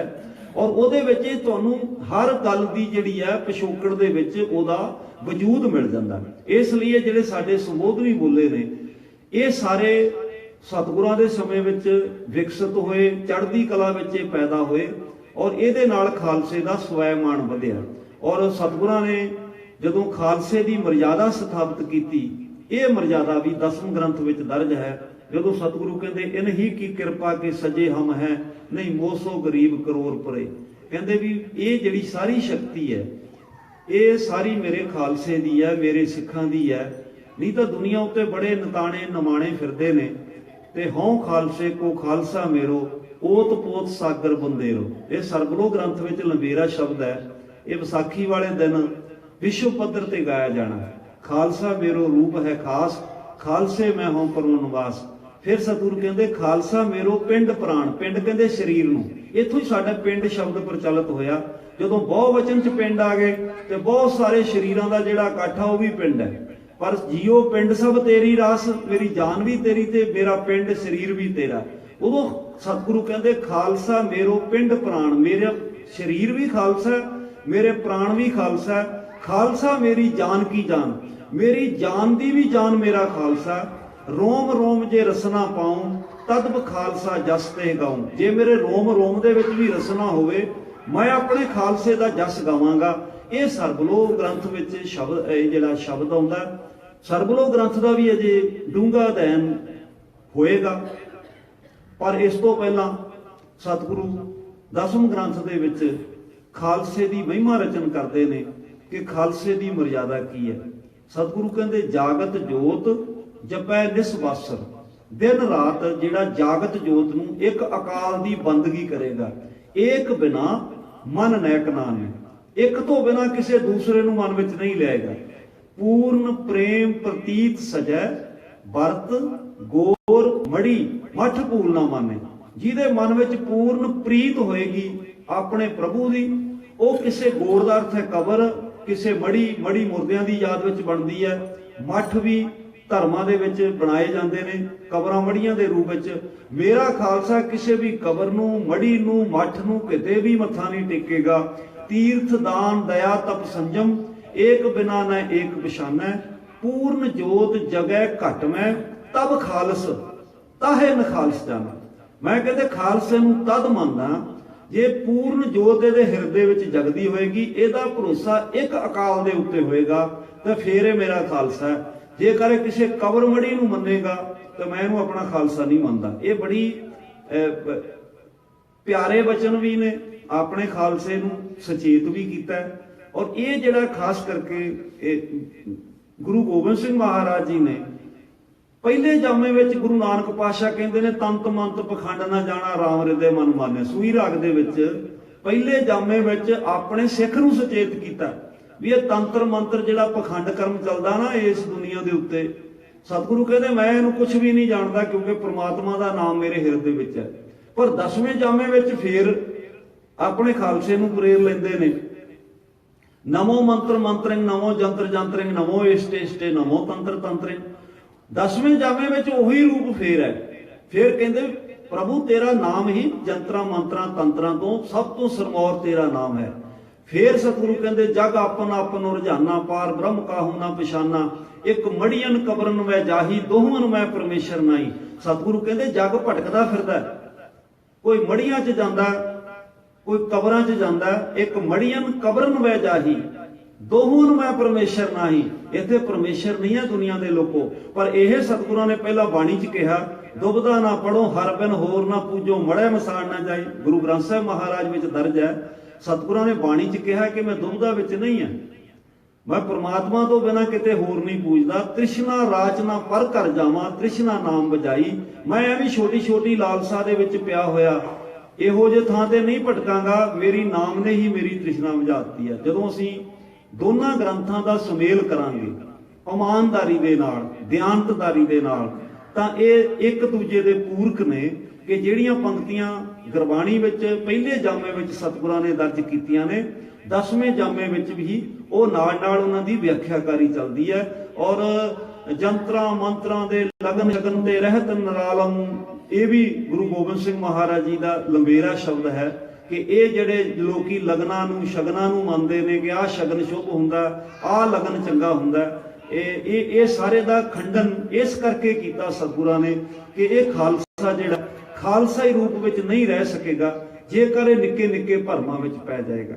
ਔਰ ਜਿੱਥੋਂ ਤੱਕ ਸੰਸਾਰ ਦੀ ਨਾਸ਼ਮਾਨਤਾ ਦਾ ਸਵਾਲ ਹੈ, ਆਪਾਂ ਬਹੁਤ ਸਾਰੇ ਸ਼ਬਦ ਅਕਸਰ ਸੁਣਦੇ ਹਾਂ, ਤਾਂ ਸਤਿਗੁਰਾਂ ਨੇ ਵੀ ਆਪਣੀ ਬਾਣੀ ਵਿੱਚ ਦਰਜ ਕੀਤਾ, ਜੈਸੇ ਏਕ ਆਗ ਤੇ ਕਨੂਕਾ ਕੋਟ ਆਗ ਉਠੈ, ਨਿਆਰੇ ਨਿਆਰੇ ਹੋਏ ਕੇ ਫਿਰ ਆਗ ਮੈਂ ਸਮਾਏਂਗੇ। ਸਤਿਗੁਰੂ ਕਹਿੰਦੇ ਜਿਹੜੇ ਨਾ ਇੱਕ ਅੱਗ ਤੋਂ ਕਰੋੜਾਂ ਚੰਗਿਆੜੇ ਉੱਠਦੇ ਨੇ, ਜੈਸੇ ਏਕ ਆਗ ਤੇ ਕਨੂਕਾ ਕੋਟ ਆਗ ਉਠੇ, ਉਸ ਅੱਗ ਵਿੱਚੋਂ ਅਨੇਕਾਂ ਕਨੂਕਾ ਚੰਗਿਆੜੇ ਉੱਠਦੇ ਨੇ, ਨਿਆਰੇ ਨਿਆਰੇ ਹੋ ਕੇ ਫਿਰ ਆਗ ਮੈਂ ਸਮਾਏਂਗੇ। ਕਹਿੰਦੇ ਭਟਕਦੇ ਨੇ ਤਾਂ ਨੂੰ ਜਾਂਦੇ ਨੇ, ਫਿਰ ਖਿੰਡ ਖੁੰਡ ਕੇ ਫਿਰ ਅੱਗ ਦੇ ਉੱਤੇ ਬੈਠ ਜਾਂਦੇ ਨੇ। ਜੈਸੇ ਇੱਕ ਧੂਰ ਤੇ ਅਨੇਕ ਧੂਰ ਪੂਰਤ ਹੈ, ਧੂਰ ਕੇ ਕਨੂਕਾ ਸਭ ਹੈ ਧੂਰ ਹੀ ਕਹਾਏਂਗੇ। ਕਹਿੰਦੇ ਜਿਵੇਂ ਧੂੜ ਦੇ ਵਿੱਚੋਂ ਪੈਰ ਮਾਰੀਏ ਤੇ ਧੂੜ ਦੇ ਵਿੱਚੋਂ ਅਨੇਕਾਂ ਧੂੜ ਦੇ ਕਣ ਉੱਡਦੇ ਨੇ ਤੇ ਉੱਡ ਅੱਡ ਕੇ ਫਿਰ ਉਸੇ ਧੂੜ ਦੇ ਵਿੱਚ ਸਮਾ ਜਾਂਦੇ ਨੇ। ਜੈਸੇ ਇੱਕ ਨਦ ਤੇ ਤਰੰਗ ਕੋਟ ਉਪਜਤ ਹੈ, ਪਾਨ ਕੇ ਤਰੰਗ ਸਭ ਹੈ ਪਾਨ ਹੀ ਕਹਾਏਂਗੇ। ਕਹਿੰਦੇ ਜਿਵੇਂ ਨਦੀ ਵਿੱਚੋਂ, ਜੈਸੇ ਇੱਕ ਨਦ ਤੇ, ਨਦ ਕਹਿੰਦੇ ਨਦੀ ਨੂੰ, ਜਿਵੇਂ ਇੱਕ ਨਦੀ ਦੇ ਵਿੱਚੋਂ ਕਰੋੜਾਂ ਤਰੰਗਾਂ ਉੱਠਦੀਆਂ ਨੇ, ਸਤਿਗੁਰੂ ਕਹਿੰਦੇ ਪਾਣੀ ਦੀਆਂ ਕਰੋੜਾਂ ਤਰੰਗਾਂ ਫੇਰ ਪਾਣੀ ਦਾ ਰੂਪ ਹੋ ਜਾਂਦੀਆਂ ਨੇ। ਅੰਤ ਕਹਿੰਦੇ ਤੈਸੇ ਵਿਸ਼ਵ ਰੂਪ ਤੇ ਅਭੂਤ ਭੂਤ ਪ੍ਰਗਟ ਹੋਇਓ, ਤਾਂ ਹੀ ਤੇ ਉਪਜ ਸਭੈ ਤਾਂ ਹੀ ਮੈਂ ਸਮਾਏਂਗੇ। ਇਸੇ ਤਰ੍ਹਾਂ ਇਹ ਜਿਹੜਾ ਸੰਸਾਰ ਹੈ ਇਹ ਉਸ ਅਭੂਤ ਤੋਂ ਤਤ ਰਹਿਤ, ਜਿਹੜਾ ਖਾਸ ਕਰਕੇ ਮਿਰਤਕ ਵੇਲੇ ਸਾਡੇ ਇੱਕ ਸ਼ਬਦ ਹੁੰਦਾ ਕਿ ਪੰਜ ਭੂਤਕ ਸਰੀਰ ਤਿਆਗ ਗਿਆ। ਉੱਥੇ ਭੂਤ ਦਾ ਅਰਥ ਹੈ ਤਤ, ਨਮਸਤੰ ਅਭੂਤੇ, ਹੇ ਤਤ ਰਹਿਤ ਵਾਹਿਗੁਰੂ ਤੈਨੂੰ ਨਮਸਕਾਰ ਹੈ। ਪਰ ਜਦੋਂ ਤਤ ਤੇ ਕਹਿੰਦੇ ਤਤ ਰਹਿਤ ਵਾਹਿਗੁਰੂ ਤੋਂ, ਇਹ ਤਤ ਵਾਲੇ ਜਿਹੜੇ ਪੁਤਲੇ ਨੇ ਨਾ, ਜਿਹੜੇ ਚੰਗਿਆੜਿਆਂ ਵਾਕਣ ਉੱਡਦੇ ਨੇ, ਜਿਹੜੇ ਧੂੜ ਦੇ ਕਣਾਂ ਵਾਕਣ ਤਾਂ ਨੂੰ ਚੜਦੇ ਨੇ, ਜਿਹੜੇ ਨਦੀ ਦੀਆਂ ਲਹਿਰਾਂ ਵਾਕਣ ਸਮਝਦੇ ਨੇ ਵੀ ਸਾਡੀ ਬੜੀ ਹੋਂਦ ਹੈ, ਇਹ ਇੱਥੋਂ ਹੀ ਉਪਜ ਕੇ ਫਿਰ ਇੱਥੇ ਹੀ ਸਮਾ ਜਾਣਗੇ। ਇਹ ਜਿਹੜਾ ਜ਼ਿੰਦਗੀ ਦਾ ਸੱਚ ਹੈ, ਇਹ ਸਵਈਏ ਆਪਾਂ ਜਿੰਨਾ ਨਿਤਨੇਮ ਦਾ ਪਾਠ ਕਰਦੇ ਹਾਂ ਜਾਂ ਅਮਰ ਸੰਚਾਰ ਦੀਆਂ ਬਾਣੀਆਂ ਪੜ੍ਹਦੇ ਹਾਂ, ਉਹਦੇ ਵਿੱਚ ਸਾਨੂੰ ਨਾਲ ਨਾਲ ਇਹਨਾਂ ਸਾਰਿਆਂ ਦਾ ਉੱਤਰ ਮਿਲੀ ਜਾਂਦਾ ਕਿ ਇਹ ਜਿਹੜੇ ਜਗਤ ਤਮਾਸ਼ੇ ਵਿੱਚ ਕੀ ਕੀ ਵਾਪਰਿਆ ਸੀ ਔਰ ਕੀ ਕੀ ਰੂਪ ਸਤਿਗੁਰਾਂ ਨੇ ਉਹਨੂੰ ਦਿੱਤਾ। ਜਿਹੜੀ ਮੈਂ ਪਹਿਲਾਂ ਸ਼ੈਲੀ ਦੀ ਗੱਲ ਕੀਤੀ ਹੈ, ਕਿਉਂਕਿ ਰੂਹਾਨੀਅਤ ਖੇਤਰ ਦੇ ਵਿੱਚ ਜਾਂ ਅਧਿਆਤਮਕ ਖੇਤਰ ਦੇ ਵਿੱਚ ਜਿਹੜੀ ਸਤਿਗੁਰਾਂ ਦਾ ਇੱਕ ਡੰਗਾਈਆਂ ਨੇ, ਸ਼ਬਦ ਨੇ, ਤੇ ਸ਼ਬਦਾਂ ਦੀ ਜਿਹੜੀ ਚਾਲ ਹੈ ਉਹ ਕਾਵ ਕਲਾ ਦੀ ਵੀ ਸਿਖਰ ਹੈ। ਕਾਵ ਕਲਾ, ਕਿਉਂਕਿ ਸ਼ਬਦ ਅਸੀਂ ਕਾਵ ਕਵਿਤਾ ਨਾਲ ਜੋੜ ਲੈਂਦੇ ਹਾਂ, ਕਲਾ ਸ਼ਕਤੀ ਨੂੰ ਵੀ ਕਹਿੰਦੇ ਤੇ ਕਲਾ ਆਰਟ ਨੂੰ ਵੀ ਕਹਿੰਦੇ ਆ। ਉਹ ਜਿਹੜੀ ਕਾਵ ਰੂਪ ਦੀ ਸ਼ਕਤੀ ਹੈ, ਉਹ ਸਾਰੇ ਅਸੀਂ 10ਵੇਂ ਗ੍ਰੰਥ ਦਾ ਅਧਿਐਨ ਕਰੀਏ ਤਾਂ ਸ਼ਬਦਾਂ ਦੀ ਜਿਹੜੀ ਪਿਆਰੀ ਖੇਡ ਆ ਉਹਨਾਂ ਦੇ ਵਿੱਚ, ਚਾਹੇ ਉਹ ਬੀਰਸ ਵਾਲੀ ਆ ਤੇ ਉਹਦਾ ਬੀਰਸ ਵੀ ਸਤਿਗੁਰੂ ਐਸਾ ਚਿੱਤਰ ਦਿੰਦੇ ਨੇ। ਮੈਂ ਉਦੋਂ ਵੀ ਬੇਨਤੀ ਕੀਤੀ ਸੀ ਵੀ ਉਹ ਰਾਮਾ ਅਵਤਾਰ ਦੇ ਵਿੱਚ ਜਦੋਂ ਰਾਮਚੰਦਰ ਤੇ ਰਾਵਣ ਦੀਆਂ ਫੌਜਾਂ ਲੜਨ ਲੱਗਦੀਆਂ ਨੇ ਤੇ ਸਤਿਗੁਰੂ ਸ਼ਬਦ ਉੱਥੇ ਦੋਨਾਂ ਫੌਜਾਂ ਦਾ ਇੱਕ ਜੰਗ ਦਾ ਮਾਹੌਲ ਚਿੱਤਰਿਆ। ਕਾਗੜਦੰਗ ਕਾਤੀ ਕਟਾਰੀ ਕੜਾਕੰ, ਤਾਗੜਦੰਗ ਤੀਰੰ ਤੁਪਕੰ ਤੜਾਕੰ, ਝਾਗੜਦੰਗ ਨਾਗੜਦੰਗ ਬਾਗੜਦੰਗ ਬਾਜੇ, ਗਾਗੜਦੰਗ ਗਾਜੀ ਗਜੇ ਗਜ ਗਾਜੇ। ਇਹ ਸਾਡੇ ਕੁਝ ਹਜੂਰੀ ਜਿਹੜੇ ਸਾਡੇ ਰਾਗੀ ਸਿੰਘ ਬਹੁਤ ਪਿਆਰ ਵਿੱਚ ਗਾਉਂਦੇ ਸਨ। ਉਹ ਕਹਿੰਦੇ ਵੀ ਜਿਹੜੀ ਕਾਤੀ ਹੈ ਉਹ ਕਾਗੜਦੰਗ ਕਰਕੇ ਚੱਲੀ, ਕਾਗੜਦੰਗ ਕਾਤੀ ਕਟਾਰੀ ਕੜਾਕੰ, ਜਿਹੜੀ ਕਟਾਰ ਆ ਉਹ ਕੜਕ ਕਰਕੇ ਚੱਲੀ, ਤਾਗੜਦੰਗ ਤੀਰਨ, ਤੀਰ ਜਿਹੜੇ ਆ ਤਗੜ ਤਗੜ ਕਰਕੇ ਚੱਲੇ, ਤੁਪਕੰ ਤੜਾਕੰ, ਤੋਪਾਂ ਤੜਾਕ ਤੜਾਕ ਕਰਕੇ ਚੱਲੀਆਂ।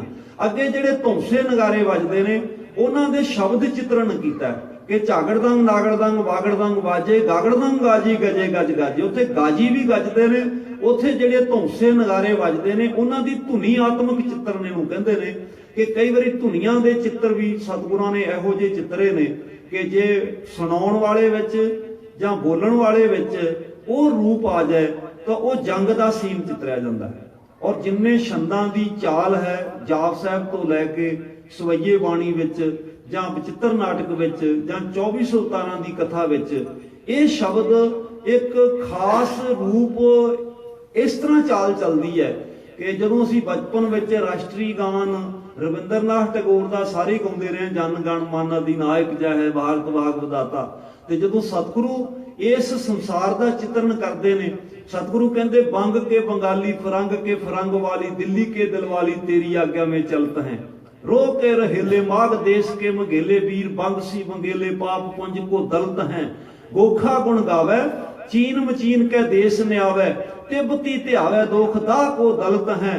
जिन्हें तोहे ध्यायो तिन्हें पूर्ण प्रताप पायो सर्ब धन ताम फल फूल सो फलत हैं।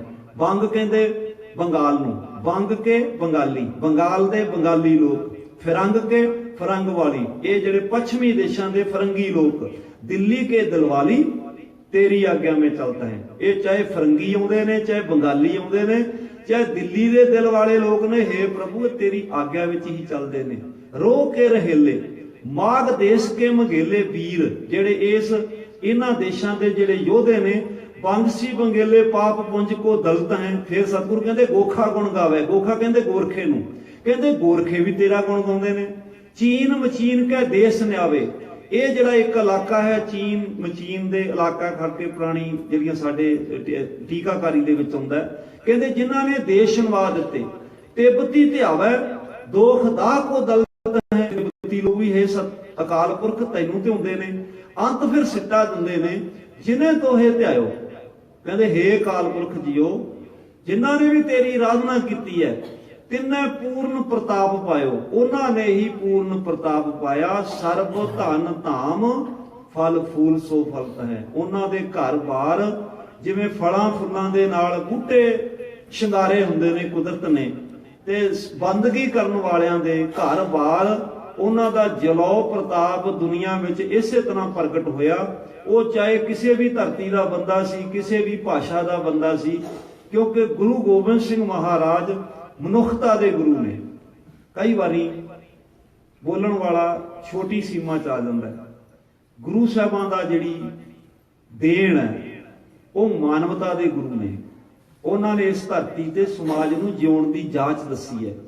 उन्होंने दसिया कि जिन्ना चिर जिउणा वो किस रूप विच जिउणा, किस शक्ति नाल जुड़ के जिउणा। आ जिहड़ा सारा प्रताप है साडा, असीं 160 मुल्कां विच हिंदुस्तान तो बाहर वसदे हां, ये गुरु गोबिंद सिंह महाराज जी का प्रताप है, 10 गुरु पातशाहां दा प्रताप है। नहीं तो ये जिहड़ियां सरदारियां ने कदी दूजियां मुल्कां विच भी कदी किसी दे निशान लगे ने, मुल्क किसी झंडा होर होवे तां विच साडे निशान झूलदे होण। ये निशान झूलने सतगुरां दी शक्ति का प्रतीक है। कई बारी साडे बंदे केसरी ते बसंती रंग विच आके अड़ जांदे ने। केसर दा खेत दूरों महक उठदा, जम्मू कश्मीर दे हलके विच कोई बंदा जावे ते केसर दे खेत दी महक दूरों आ जांदी है। केसर तो ही केसरी रंग बने ते बसंत रुत भी है, बसंत रंग भी है। आ जिहड़ा महीना चल रहा है ये हिंदुस्तानी रुत्तां मुताबक बसंत दा महीना, चेत ते महीने तो बसंत रुत शुरू हुंदी है। 13-14 मार्च नूं संगरांद आउंदी है चेत दे महीने दी। 13-14 मार्च तो बसंत रुत शुरू हुंदी है ते चेत ते विसाख दोवें बसंत दे महीने ने। बसंती जिहड़ा रंग है ये खेड़े दा और खुशी दा प्रतीक है। और जिन्ने साडे शहीदां दे जिहड़े गीत गाउंदे ने ना, उहदे पिछे कारण है जिहड़ा रंग दे बसंती चोला जां साडी भावें आम सहत दे विच है, तां ये जिहड़ा बसंती रंग जां केसरी रंग ये चढ़दी कला दा और शक्ति दा प्रतीक है। रंगां दी भी एक फिलासफी है। चिट्टा रंग साधगिरी का प्रतीक है, नीला रंग कुर्बानी का प्रतीक है, लाल रंग साडे सहत विच शगना का प्रतीक है, हरा रंग जिहड़ा हैगा खेतीबाड़ी नाल खुशहाली का प्रतीक है, ਕੁਝ ਰੰਗ ਜਿਹੜੇ ਕੇਸਰੀ ਬਸੰਤਰੀ ਨੇ ਜੁਝਾਰੂ ਪੁਣੇ ਦਾ ਪ੍ਰਤੀਕ ਨੇ, ਜਿਹੜਾ ਅਸਮਾਨੀ ਰੰਗ ਹੈ ਡੰਗਾਈ ਦਾ ਪ੍ਰਤੀਕ ਹੈ, ਕਿਉਂਕਿ ਜਿਹੜੀ ਸਮੁੰਦਰਾਂ ਦਾ ਰੰਗ ਹੁੰਦਾ ਨਾ ਇਹ ਅਸਮਾਨੀ ਕਲਰ ਹੁੰਦਾ, ਜਿਹਨੂੰ ਆਪਾਂ ਸਕਾਈ ਕਹਿ ਲੈਂਦੇ ਆ, ਸਕਾਈ ਕਲਰ। ਇਹ ਹੁੰਦਾ ਕਿ ਇਹ ਡੰਗਾਈ ਦਾ ਪ੍ਰਤੀਕ ਹੈ, ਵੀ ਇਹ ਸਮੁੰਦਰਾਂ ਦੀ ਕਿਸੇ ਨੇ ਥਾਂ ਨਹੀਂ ਪਾਈ। ਜਦੋਂ ਆਪਾਂ ਰੰਗਾਂ ਦੀ ਫਿਲਾਸਫੀ ਲੈਂਦੇ ਆ ਤੇ ਸਤਿਗੁਰਾਂ ਨੇ ਅੰਮ੍ਰਿਤ ਜਦੋਂ ਦਾਤ ਬਖਸ਼ਿਸ਼ ਕੀਤੀ, ਨੀਲਾ ਬਾਣਾ ਧਾਰਨ ਕੀਤਾ। ਅੱਜ ਵੀ ਜਿਹੜੇ ਸਿਆਣੇ ਚਿੱਤਰਕਾਰ ਨੇ ਉਹ ਨੀਲੇ ਬਾਣੇ ਦੇ ਵਿੱਚ ਸਤਿਗੁਰਾਂ ਨੂੰ ਔਰ ਪੰਜਾਂ ਪਿਆਰਿਆਂ ਨੂੰ ਦਿਖਾਉਂਦੇ ਨੇ। ਨੀਲਾ ਬਾਣਾ ਕੁਰਬਾਨੀ ਦਾ ਪ੍ਰਤੀਕ ਹੈ। ਨੀਲਾ ਬਾਣਾ ਬਹੁਤ ਕੁਝ ਨੂੰ ਜਜ਼ਬ ਕਰਨ ਦਾ ਪ੍ਰਤੀਕ ਹੈ, ਔਰ ਨੀਲਾ ਆਪਣੇ ਆਪ ਵਿੱਚ ਇੱਕ ਸ਼ਕਤੀ ਦਾ ਪ੍ਰਤੀਕ ਹੈ। ਸਤਿਗੁਰਾਂ ਨੇ ਦੇਖੋ ਸਤਲੁਜ ਦਰਿਆ ਵਿੱਚ ਤੇ ਪਾਣੀ ਸਦੀਆਂ ਤੋਂ ਵਹਿ ਰਿਹਾ ਸੀ, ਪਰ ਜਿਹੜਾ ਜਲ ਸਤਿਗੁਰਾਂ ਦੇ ਬਾਟੇ ਵਿੱਚ ਆ ਗਿਆ ਉਹ ਜਲ ਫਿਰ ਸਤਲੁਜ ਦਾ ਜਲ ਨਹੀਂ ਰਿਹਾ, ਉਹ ਆਪਣੇ ਆਪ ਵਿੱਚ ਅੰਮ੍ਰਿਤ ਵਿੱਚ ਕਨਵਰਟ ਹੋ ਗਿਆ। ਪਤਾਸੇ ਤਾਂ ਬਾਣੀਆਂ ਦੀਆਂ ਦੁਕਾਨਾਂ ਤੇ ਬਹੁਤ ਚਿਰ ਦੇ ਵਿਕਦੇ ਸਨ, ਪਰ ਜਿਹੜੇ ਪਤਾਸੇ ਉਸ ਬਾਟੇ ਨੂੰ ਛੂ ਗਏ ਉਹ ਅੰਮ੍ਰਿਤ ਦਾ ਰੂਪ ਧਾਰਨ ਕਰ ਗਏ, ਕਿਉਂਕਿ ਗੁਰੂ ਸਾਹਿਬਾਂ ਦੇ ਹੱਥ ਵਿੱਚ ਖੰਡਾ ਹੈ। ਖੰਡਾ ਜਿਹੜਾ ਏਕਤਾ ਦਾ ਪ੍ਰਤੀਕ ਹੈ, ਜਿਵੇਂ ਕਹਿੰਦੇ ਕਿ ਦੋ ਕਿਰਪਾਨਾਂ ਜਾਂ ਦੋ ਸ੍ਰੀ ਸਾਹਿਬ ਦੇ ਜੋੜ ਤੋਂ ਖੰਡਾ ਬਣਦਾ। ਖੰਡਾ ਜਿਹੜਾ ਪੀਰੀ ਤੇ ਮੀਰੀ ਦਾ ਸੁਮੇਲ ਬਣ ਜਾਂਦਾ। ਤੇ ਜਦੋਂ ਪੰਜ ਬਾਣੀਆਂ ਦਾ ਜਾਪ ਕੀਤਾ ਗਿਆ ਤੇ ਜਾਪ ਕਰਨ ਵਾਲੇ ਕਲਗੀਧਰ ਪਾਤਸ਼ਾਹ ਹੋਣ, ਤੇ ਅੱਜ ਜਿਹੜੇ ਕਿੰਤੂ ਕਰਦੇ ਨੇ ਨਾ ਜੀ ਇਹ ਤਾਂ ਜੀ ਖੰਡੇ ਦੀ ਪੋਲ ਹੈ, ਉਹ ਗੁਰੂ ਪਿਆਰੋ ਇਹ ਖਾਲਸਾਈ ਰਵਾਇਤਾਂ ਨੇ। ਅੰਮ੍ਰਿਤ ਲਈ ਸ਼ਬਦ ਇਹ ਸਾਡੇ ਸਤਿਕਾਰ ਦਾ ਪ੍ਰਤੀਕ ਨੇ। ਜਦੋਂ ਅਸੀਂ ਸਤਿਕਾਰ ਵਿੱਚ ਇਹ ਖੰਡੇ ਦੀ ਪੌਲ ਵੀ ਹੈ, ਇਹ ਤੋਂ ਕੋਈ ਮੁਨਕਰ ਨਹੀਂ ਹੈ, ਪਰ ਅੰਮ੍ਰਿਤ ਦੀ ਦਾਤ ਉਸ ਤੋਂ ਵੀ ਪਿਆਰਾ ਤੇ ਸ਼ਕਤੀ ਵਾਲਾ ਸ਼ਬਦ ਹੈ। ਅਸੀਂ ਅੰਮ੍ਰਿਤ ਬਾਣੀ ਵੀ ਹੈ, ਅੰਮ੍ਰਿਤ ਬਾਣੀ ਹਰ ਹਰ ਤੇਰੀ ਬਾਣੀ ਵੀ ਅੰਮ੍ਰਿਤ ਹੈ, ਪਰ ਅੰਮ੍ਰਿਤ ਵੀ ਖੰਡੇ ਬਾਟੇ ਦਾ ਪਹੁਲ ਵੀ ਅੰਮ੍ਰਿਤ ਹੈ। ਤੇ ਸਾਡੇ ਬਜ਼ੁਰਗ ਕਹਿੰਦੇ ਹੁੰਦੇ ਸਨ ਵੀ ਇਹ ਪੰਜ ਬਾਣੀਆਂ ਦਾ ਸਿਮਰਨ ਕਰਕੇ ਜਿਹੜਾ ਸਤਿਗੁਰਾਂ ਨੇ ਅੰਮ੍ਰਿਤ ਦਾ ਬਾਟਾ ਤਿਆਰ ਕੀਤਾ। ਜਦੋਂ ਕੋਈ ਖਾਲਸਾ ਸਿੱਖ ਜਦੋਂ ਅੰਮ੍ਰਿਤ ਛਕ ਕੇ ਸਿੰਘ ਸਜਦਾ, ਉਹਨੂੰ ਇਹ ਜਾਚ ਆ ਜਾਂਦੀ ਹੈ ਕਿ ਫਿਰ ਉਹ ਰੋਜ਼ ਅੰਮ੍ਰਿਤ ਤਿਆਰ ਕਰਦਾ। ਤੇ ਰੋਜ਼ ਅੰਮ੍ਰਿਤ ਕਿਵੇਂ ਤਿਆਰ ਕਰਦਾ? ਉਹਨਾਂ ਹੀ ਪੰਜਾਂ ਬਾਣੀਆਂ ਦਾ ਜਾਪ ਕਰਕੇ, ਕਿਉਂਕਿ ਅੰਮ੍ਰਿਤ ਇੱਕ ਵਾਰੀ ਸਤਿਗੁਰੂ ਨੇ ਤਿਆਰ ਕੀਤਾ, ਮਰਿਆਦਾ ਦਿੱਤੀ, ਸਾਨੂੰ ਨਿਯਮ ਪਾਲਣ ਕਰਨਾ ਸਿਖਾਤਾ। ਫਿਰ ਸਾਨੂੰ ਪੰਜ ਪਿਆਰੇ ਉਪਦੇਸ਼ ਦਿੰਦੇ ਨੇ ਕਿ ਤੁਸੀਂ ਰੋਜ਼ਾਨਾ ਇਹਨਾਂ ਬਾਣੀਆਂ ਦਾ ਸਿਮਰਨ ਕਰਨਾ। ਤੇ ਫਿਰ ਹਰ ਸਿੱਖ ਰੋਜ਼ਾਨਾ ਹੀ ਅੰਮ੍ਰਿਤ ਵੇਲੇ ਅੰਮ੍ਰਿਤ ਤਿਆਰ ਕਰਦਾ ਔਰ ਆਪ ਹੀ ਅੰਮ੍ਰਿਤ ਛਕਦਾ। ਇਹ ਮਤਲਬ ਜਿਹੜਾ ਇਹ ਇੱਕ ਜ਼ਿੰਦਗੀ ਦੀ ਫਿਲਾਸਫੀ ਹੈ, ਔਰ ਇਸ ਫਿਲਾਸਫੀ ਤੋਂ ਜਾਂ ਇਸ ਮਰਿਆਦਾ ਤੋਂ ਕੋਈ ਵੀ ਦੁਨੀਆ ਦਾ ਬੰਦਾ ਮੁਨਕਰ ਨਹੀਂ ਹੋ ਸਕਦਾ। ਇਹ ਜਿਹੜੀ ਬਾਣੀਆਂ ਨੇ ਇਹਨਾਂ ਦਾ ਇੱਕ ਬਹੁਤ ਹੀ, ਜਦੋਂ ਕੋਈ ਵੇਖੋ ਇੱਕ ਹੁੰਦੀ ਵਿਆਖਿਆਕਾਰੀ, ਵਿਆਖਿਆਕਾਰੀ ਦੀ ਇੱਕ ਬੜੀ ਛੋਟੀ ਜੀ ਸੀਮਾ ਹੁੰਦੀ ਹੈ। ਅੱਜ ਕੱਲ ਇੱਕ ਗੱਲ ਤੇ ਜ਼ੋਰ ਦਿੱਤਾ ਜਾਂਦਾ ਵੀ ਤੁਸੀਂ ਅਰਥਾਂ ਸਾਹਿਤ ਪੜ੍ਹੋ। ਮੈਂ ਵੀ ਕਹਿੰਦਾ ਕਿ ਬਾਣੀ ਦੇ ਅਰਥ ਆਉਣੇ ਜ਼ਰੂਰੀ ਨੇ, ਪਰ ਮੇਰਾ ਦੂਜਾ ਸਵਾਲ ਹੁੰਦਾ ਵੀ ਜੇ ਤੁਹਾਨੂੰ 24 ਬਾਣੀ ਦੇ ਅਰਥ ਆ ਗਏ, ਕੀ ਤੁਸੀਂ 24 ਸਾਹਿਬ ਪੜ੍ਹਨਾ ਛੱਡ ਦੋਗੇ?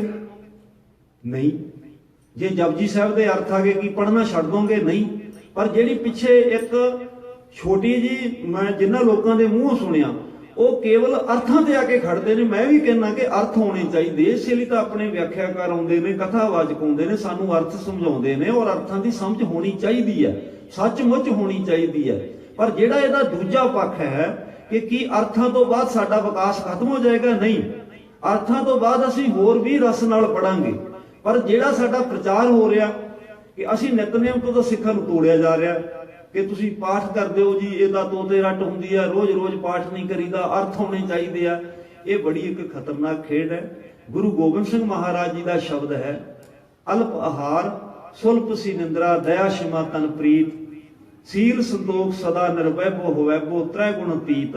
ਅੰਤ ਵਿੱਚ ਕਹਿੰਦੇ ਨੇ ਆਤਮ ਉਪਦੇਸ਼ ਭੇਸ ਸੰਜਮ ਕੋ ਜਾਪ ਸੋ ਜਪਾ ਜਾਪੈ। ਕਹਿੰਦੇ ਵੀ ਜਿਹੜਾ ਅਜਪਾ ਜਾਪ ਹੈ, ਅਜਪਾ ਜਾਪ ਦਾ ਮਤਲਬ ਹੁੰਦਾ ਜਿਵੇਂ ਅਖੰਡ ਬਿਨਾਂ ਖੰਡਨ ਕੀਤਿਆਂ ਪਾਠ ਹੋਣਾ, ਅਖੰਡ ਪਾਠ। ਅਜਪਾ ਜਪ ਹੈ ਉਸ ਅਕਾਲ ਦੀ ਬੰਦਗੀ ਵਿੱਚ, ਉਹਦੇ ਭਾਣੇ ਵਿੱਚ ਰਹਿਣਾ। ਤੇ ਪਰ ਉਸੇ ਹੀ ਗੁਰੂ ਦੇ ਸਿੱਖ ਭੇਖ ਵਿੱਚ ਵੀ ਦਿਸਣ ਵੀ ਚੰਗੇ ਭਲੇ ਵੀ ਸਾਡੇ ਸਿੱਖ ਨੇ, ਪਰ ਤੋੜ ਵੀ ਰਹੇ ਹੁਣ ਆਪਣੇ ਸਿਧਾਂਤਾਂ ਤੋਂ। ਵੇਖੋ ਸਾਰੇ ਸਿੱਖ ਕਿਰਤੀ ਨੇ, ਨਾਮ ਜਪਦੇ ਨੇ, ਵੰਡ ਛਕਦੇ ਨੇ, ਇਹਦੇ ਤੇ ਕੋਈ ਕਿਸੇ ਨੂੰ ਕੋਈ ਸ਼ੰਕਾ ਨਹੀਂ ਹੈ। ਪਰ ਜਿਹੜਾ ਇਹ ਜਿਹੜੀਆਂ ਅੰਮ੍ਰਿਤਮਈ ਬਾਣੀਆਂ ਨੇ, ਇਹ ਸਾਨੂੰ ਰੋਜ਼ਾਨਾ ਅੰਮ੍ਰਿਤ ਤਿਆਰ ਕਰਨ ਦੀ ਸ਼ਕਤੀ ਦਿੰਦੀਆਂ ਨੇ ਔਰ ਸਾਨੂੰ ਗੁਰੂ ਨਾਲ ਜੋੜਦੀਆਂ ਨੇ। ਮੈਂ ਉਸ ਦਿਨ ਵੀ ਗੱਲ ਕੀਤੀ ਸੀ ਵੀ ਸਾਡੇ ਖਾਲਸਾ ਕਾਲਜ ਦੇ ਵਿੱਚ 10ਵੇਂ ਪਾਤਸ਼ਾਹ ਜੀ ਦਾ ਪ੍ਰਕਾਸ਼ ਪੁਰਬ ਮਨਾਇਆ ਸੀ 1950-55 ਵਿੱਚ, ਤੇ ਕਵੀ ਦਰਬਾਰ ਹੋਇਆ ਤੇ ਸਾਰੇ ਕਵੀ ਕਹਿਣ ਆਜੋ 10ਵੇਂ ਪਾਤਸ਼ਾਹ ਜੀ, ਆਜੋ ਕਲਗੀਧਰ ਪਾਤਸ਼ਾਹ ਜੀ। ਕਵੀਆਂ ਦੀ ਇੱਕ ਮਹਿਮਾ ਹੁੰਦੀ ਹੈ, ਚੰਗੀ ਗੱਲ ਹੈ, ਉਹ ਭਾਵਨਾ ਨਾਲ ਗੱਲ ਕਰਦੇ ਨੇ, ਇਹ ਆਲੋਚਨਾ ਨਹੀਂ ਹੈ। ਤੇ ਪ੍ਰੋਫੈਸਰ ਸਾਹਿਬ ਸਿੰਘ ਜੀ ਹੁਣਾਂ ਨੇ ਧੰਨਵਾਦ ਕਰਨਾ ਸੀ, ਤੇ ਪ੍ਰੋਫੈਸਰ ਸਾਹਿਬ ਸਿੰਘ ਜੀ ਉੱਠ ਕੇ ਕਹਿੰਦੇ ਵੀ ਕਲਗੀਧਰ ਪਾਤਸ਼ਾਹ ਆਉਣਗੇ ਤਾਂ ਜੇਕਰ ਗਏ ਹੋਣ ਤੇ ਉਹ ਤਾਂ ਖਾਲਸਾ ਰੂਪ ਹੋ ਕੇ ਤੁਹਾਡੇ 'ਚ ਹੀ ਵਿਦਵਾਨ ਨੇ। ਹੁਣ ਵੱਖਰੀ ਗੱਲ ਆ ਵੀ ਕਈ ਕਵੀ ਇਹੋ ਜਿਹੇ ਵੀ ਹੁੰਦੇ ਵੀ ਜਿੰਨੇ ਕੁ ਪੈਸੇ ਭੇਟਾ ਦਿੰਦੇ ਉਹ ਰਾਤ ਨੂੰ ਰੱਜ ਕੇ ਦਾਰੂ ਪੀ ਲੈਂਦੇ ਨੇ, ਮੈਂ ਆਲੋਚਨਾ ਨਹੀਂ ਕਰਦਾ, ਤੇ ਉਸ ਕਵੀ ਨੂੰ ਕਿੱਥੋਂ ਪ੍ਰਗਟ ਹੋਇਆ ਦੱਸੂਗਾ। ਤੇ ਸਾਹਿਬ ਸਿੰਘ ਜੀ ਪ੍ਰੋਫੈਸਰ ਕਹਿੰਦੇ ਵੀ ਖਾਲਸਾ ਰੂਪ ਵਿੱਚ ਸਤਿਗੁਰੂ ਤੁਹਾਡੇ ਵਿੱਚ ਹੀ ਸੁਭਾਏਮਾਨ ਨੇ, ਕਿਉਂਕਿ ਖਾਲਸਾ ਮੇਰੋ ਰੂਪ ਹੈ ਖਾਸ, ਖਾਲਸੇ ਮੈਂ ਹੋ ਕਰੋ ਨਿਵਾਸ। ਤੇ ਜੇ ਹੋਰ ਡੂੰਘੀਆਂ ਗੱਲਾਂ ਕਰਨੀਆਂ ਨੇ 10ਵੇਂ ਪਾਤਸ਼ਾਹ ਜੀ ਨਾਲ, ਫਿਰ ਪੜ੍ਹੋ ਜਾਪ ਸਾਹਿਬ, ਪੜ੍ਹੋ ਸਵਈਏ, ਕਰੋ ਚੌਪੀ ਦਾ ਪਾਠ, ਗੁਰੂ ਦੇ ਹਿਰਦੇ ਦੀਆਂ ਗੱਲਾਂ ਨੇ। ਤਾਂ ਤੁਸੀਂ ਉਹ ਕਹਿੰਦੇ ਵੀ ਤੁਸੀਂ ਸਤਹੀ ਪੱਧਰ ਤੇ ਨਾ ਕਰੋ, ਜੇ ਗੁਰੂ ਨਾਲ ਜੁੜਨਾ, ਗੁਰੂ ਨਾਲ ਗੱਲਾਂ ਕਰਨੀਆਂ, ਤੇ ਫਿਰ ਗੁਰੂ ਦੀ ਬਾਣੀ ਦਾ ਪਾਠ ਕਰੋ, ਤਾਂ ਗੁਰੂ ਨਾਲ ਗੱਲਾਂ ਕਰ ਲਓ। ਇਹ ਜਿਹੜੀ ਬੜੀ ਡੂੰਘੀ ਰਮਜ ਹੈ ਕਿ ਜਦੋਂ ਸਿੱਖ ਦੇ ਮਨ ਵਿੱਚ ਜੇ ਕਰੇ ਸ਼ੰਕਾ ਪੈਦਾ ਜੀ ਕਰ ਦਿੱਤੀ ਜਾਵੇ, ਤੇ ਜਦੋਂ 10ਵੇਂ ਪਾਤਸ਼ਾਹ ਦੀ ਬਾਣੀ ਨਾਲ ਉਹ ਟੁੱਟੇਗਾ ਤੇ ਹੌਲੀ ਹੌਲੀ ਆਪਣੇ ਸੰਘੋਣੇ ਦਾ ਮਾਣ ਵੀ ਨਹੀਂ ਰਹੇਗਾ, ਆਪਣੇ ਬਾਣੇ ਦਾ ਔਰ ਕਕਾਰਾਂ ਦਾ ਮਾਣ ਵੀ ਨਹੀਂ ਰਹੇਗਾ। ਕਕਾਰ ਆਪਣੇ ਆਪ ਵਿੱਚ ਸ਼ਕਤੀ ਹੈ, ਔਰ ਕਕਾਰ ਪਹਿਨਾਉਣ ਵਾਲੇ ਗੁਰੂ ਗੋਬਿੰਦ ਸਿੰਘ ਮਹਾਰਾਜ ਜੀ ਨੇ, ਔਰ ਕਕਾਰਾਂ ਦੇ ਵਿੱਚ ਕੋਈ ਕਿਸੇ ਲਈ ਬੋਝ ਵੀ ਨਹੀਂ ਹੈ। ਕਿਰਪਾਨ ਤੇ ਕਿਰਪਾਨ ਹੈ, ਤੁਹਾਡੀ ਇੱਜ਼ਤ ਦੀ, ਆਨ ਦੀ ਰਾਖੀ ਹੈ, ਇਹ ਤਾਂ ਕਿਰਪਾ ਕੀਤੀ ਹੈ। ਕੜਾ ਸੱਜੇ ਹੱਥ 'ਚ ਪਾਇਆ, ਗੁਰੂ ਗੋਬਿੰਦ ਸਿੰਘ ਜੀ ਦੀ ਸਦੀਵੀ ਯਾਦ ਹੈ ਕਿ ਸ਼ੁਭ ਕਰਮਨ ਤੇ ਕਬ ਹੂ ਨਾ ਟਰੋ। ਹੁਣ ਕਈ ਇਹਨਾਂ ਨੂੰ ਤਾਂ ਇਹ ਸ਼ਬਦ ਵੀ ਹਜਮ ਨਹੀਂ ਹੁੰਦਾ, ਉਹ ਕਹਿੰਦੇ ਜੀ ਇਹ ਸ਼ਬਦ 10ਵੇਂ ਪਾਤਸ਼ਾਹ ਦਾ ਨਹੀਂ ਹੈ। ਤਾਂ ਮੈਨੂੰ ਪਤਾ ਲੱਗਾ ਕਿ WhatsApp ਦੇ ਉੱਤੇ ਕੁਝ ਲੋਕ ਕਈਆਂ ਦਿਨਾਂ ਤੋਂ ਲੱਗੇ ਰਹੇ ਕਿ ਦੇਸ਼ ਵਾਲਾ ਸ਼ਬਦ 10ਵੇਂ ਪਾਤਸ਼ਾਹ ਦਾ ਨਹੀਂ ਹੈ। ਹੁਣ ਜਦੋਂ ਉਹਨਾਂ ਨੂੰ ਅਰਥ ਹੀ ਨਹੀਂ ਆਉਂਦੇ ਤੇ ਜਾਂ ਸ਼ਰਾਰਤ ਕਰਦੇ ਨੇ ਤੇ ਇਹੋ ਕੁਝ ਹੋਏਗਾ। ਸ਼ਿਵਾ ਦਾ ਅਰਥ ਉੱਥੇ ਕਲਿਆਣਕਾਰੀ ਪ੍ਰਭੂ ਹੈ। ਮੈਂ ਉਹਦੇ ਵੀ ਬੇਨਤੀ ਕੀਤੀ, ਸ਼ਿਵਾ ਦੇ 16 ਅਰਥ ਨੇ। ਭਾਈ ਕਾਹਨ ਸਿੰਘ ਨਾਭਾ ਜੀ ਨੇ ਮਹਾਨ ਕੋਸ਼ ਵਿੱਚ 16 ਅਰਥ ਕੀਤੇ ਨੇ ਸ਼ਿਵਾ ਦੇ, ਸ਼ਿਵ ਦੇ 10 ਅਰਥ ਨੇ। ਤੇ ਜਿਹੜਾ ਸਮਰਥ ਕੋਸ਼ ਵਿੱਚ ਪ੍ਰਮਾਤਮਾ ਦੇ 172 ਨਾਮ ਨੇ, ਉਹਨਾਂ ਵਿੱਚ ਸ਼ਿਵ ਵੀ ਹੈ, ਸ਼ਿਵਾ ਵੀ ਹੈ, ਭਗੌਤ ਵੀ ਹੈ, ਭਗੌਤੀ ਵੀ ਹੈ, ਅਕਾਲ ਵੀ ਹੈ, ਵਾਹਿਗੁਰੂ ਵੀ ਹੈ, ਪ੍ਰਮਾਤਮਾ ਵੀ ਹੈ, ਬੀਠਲ ਵੀ ਹੈ, ਜਗਦੀਸ਼ਵਰ ਵੀ ਹੈ। 172 ਨਾਮ ਸਮਰਥ ਕੋਸ਼ ਵਿੱਚ ਨੇ, ਜਿਹਦੇ ਵਿੱਚ ਸ਼ਿਵਾ ਦਾ ਅਰਥ ਪ੍ਰਮਾਤਮਾ ਹੈ। ਮਹਾਨ ਕੋਸ਼ ਵਿੱਚ ਵੀ ਕਲਿਆਣਕਾਰੀ ਪ੍ਰਭੂ ਹੈ, ਪ੍ਰਮਾਤਮਾ ਦੀ ਸ਼ਕਤੀ ਹੈ।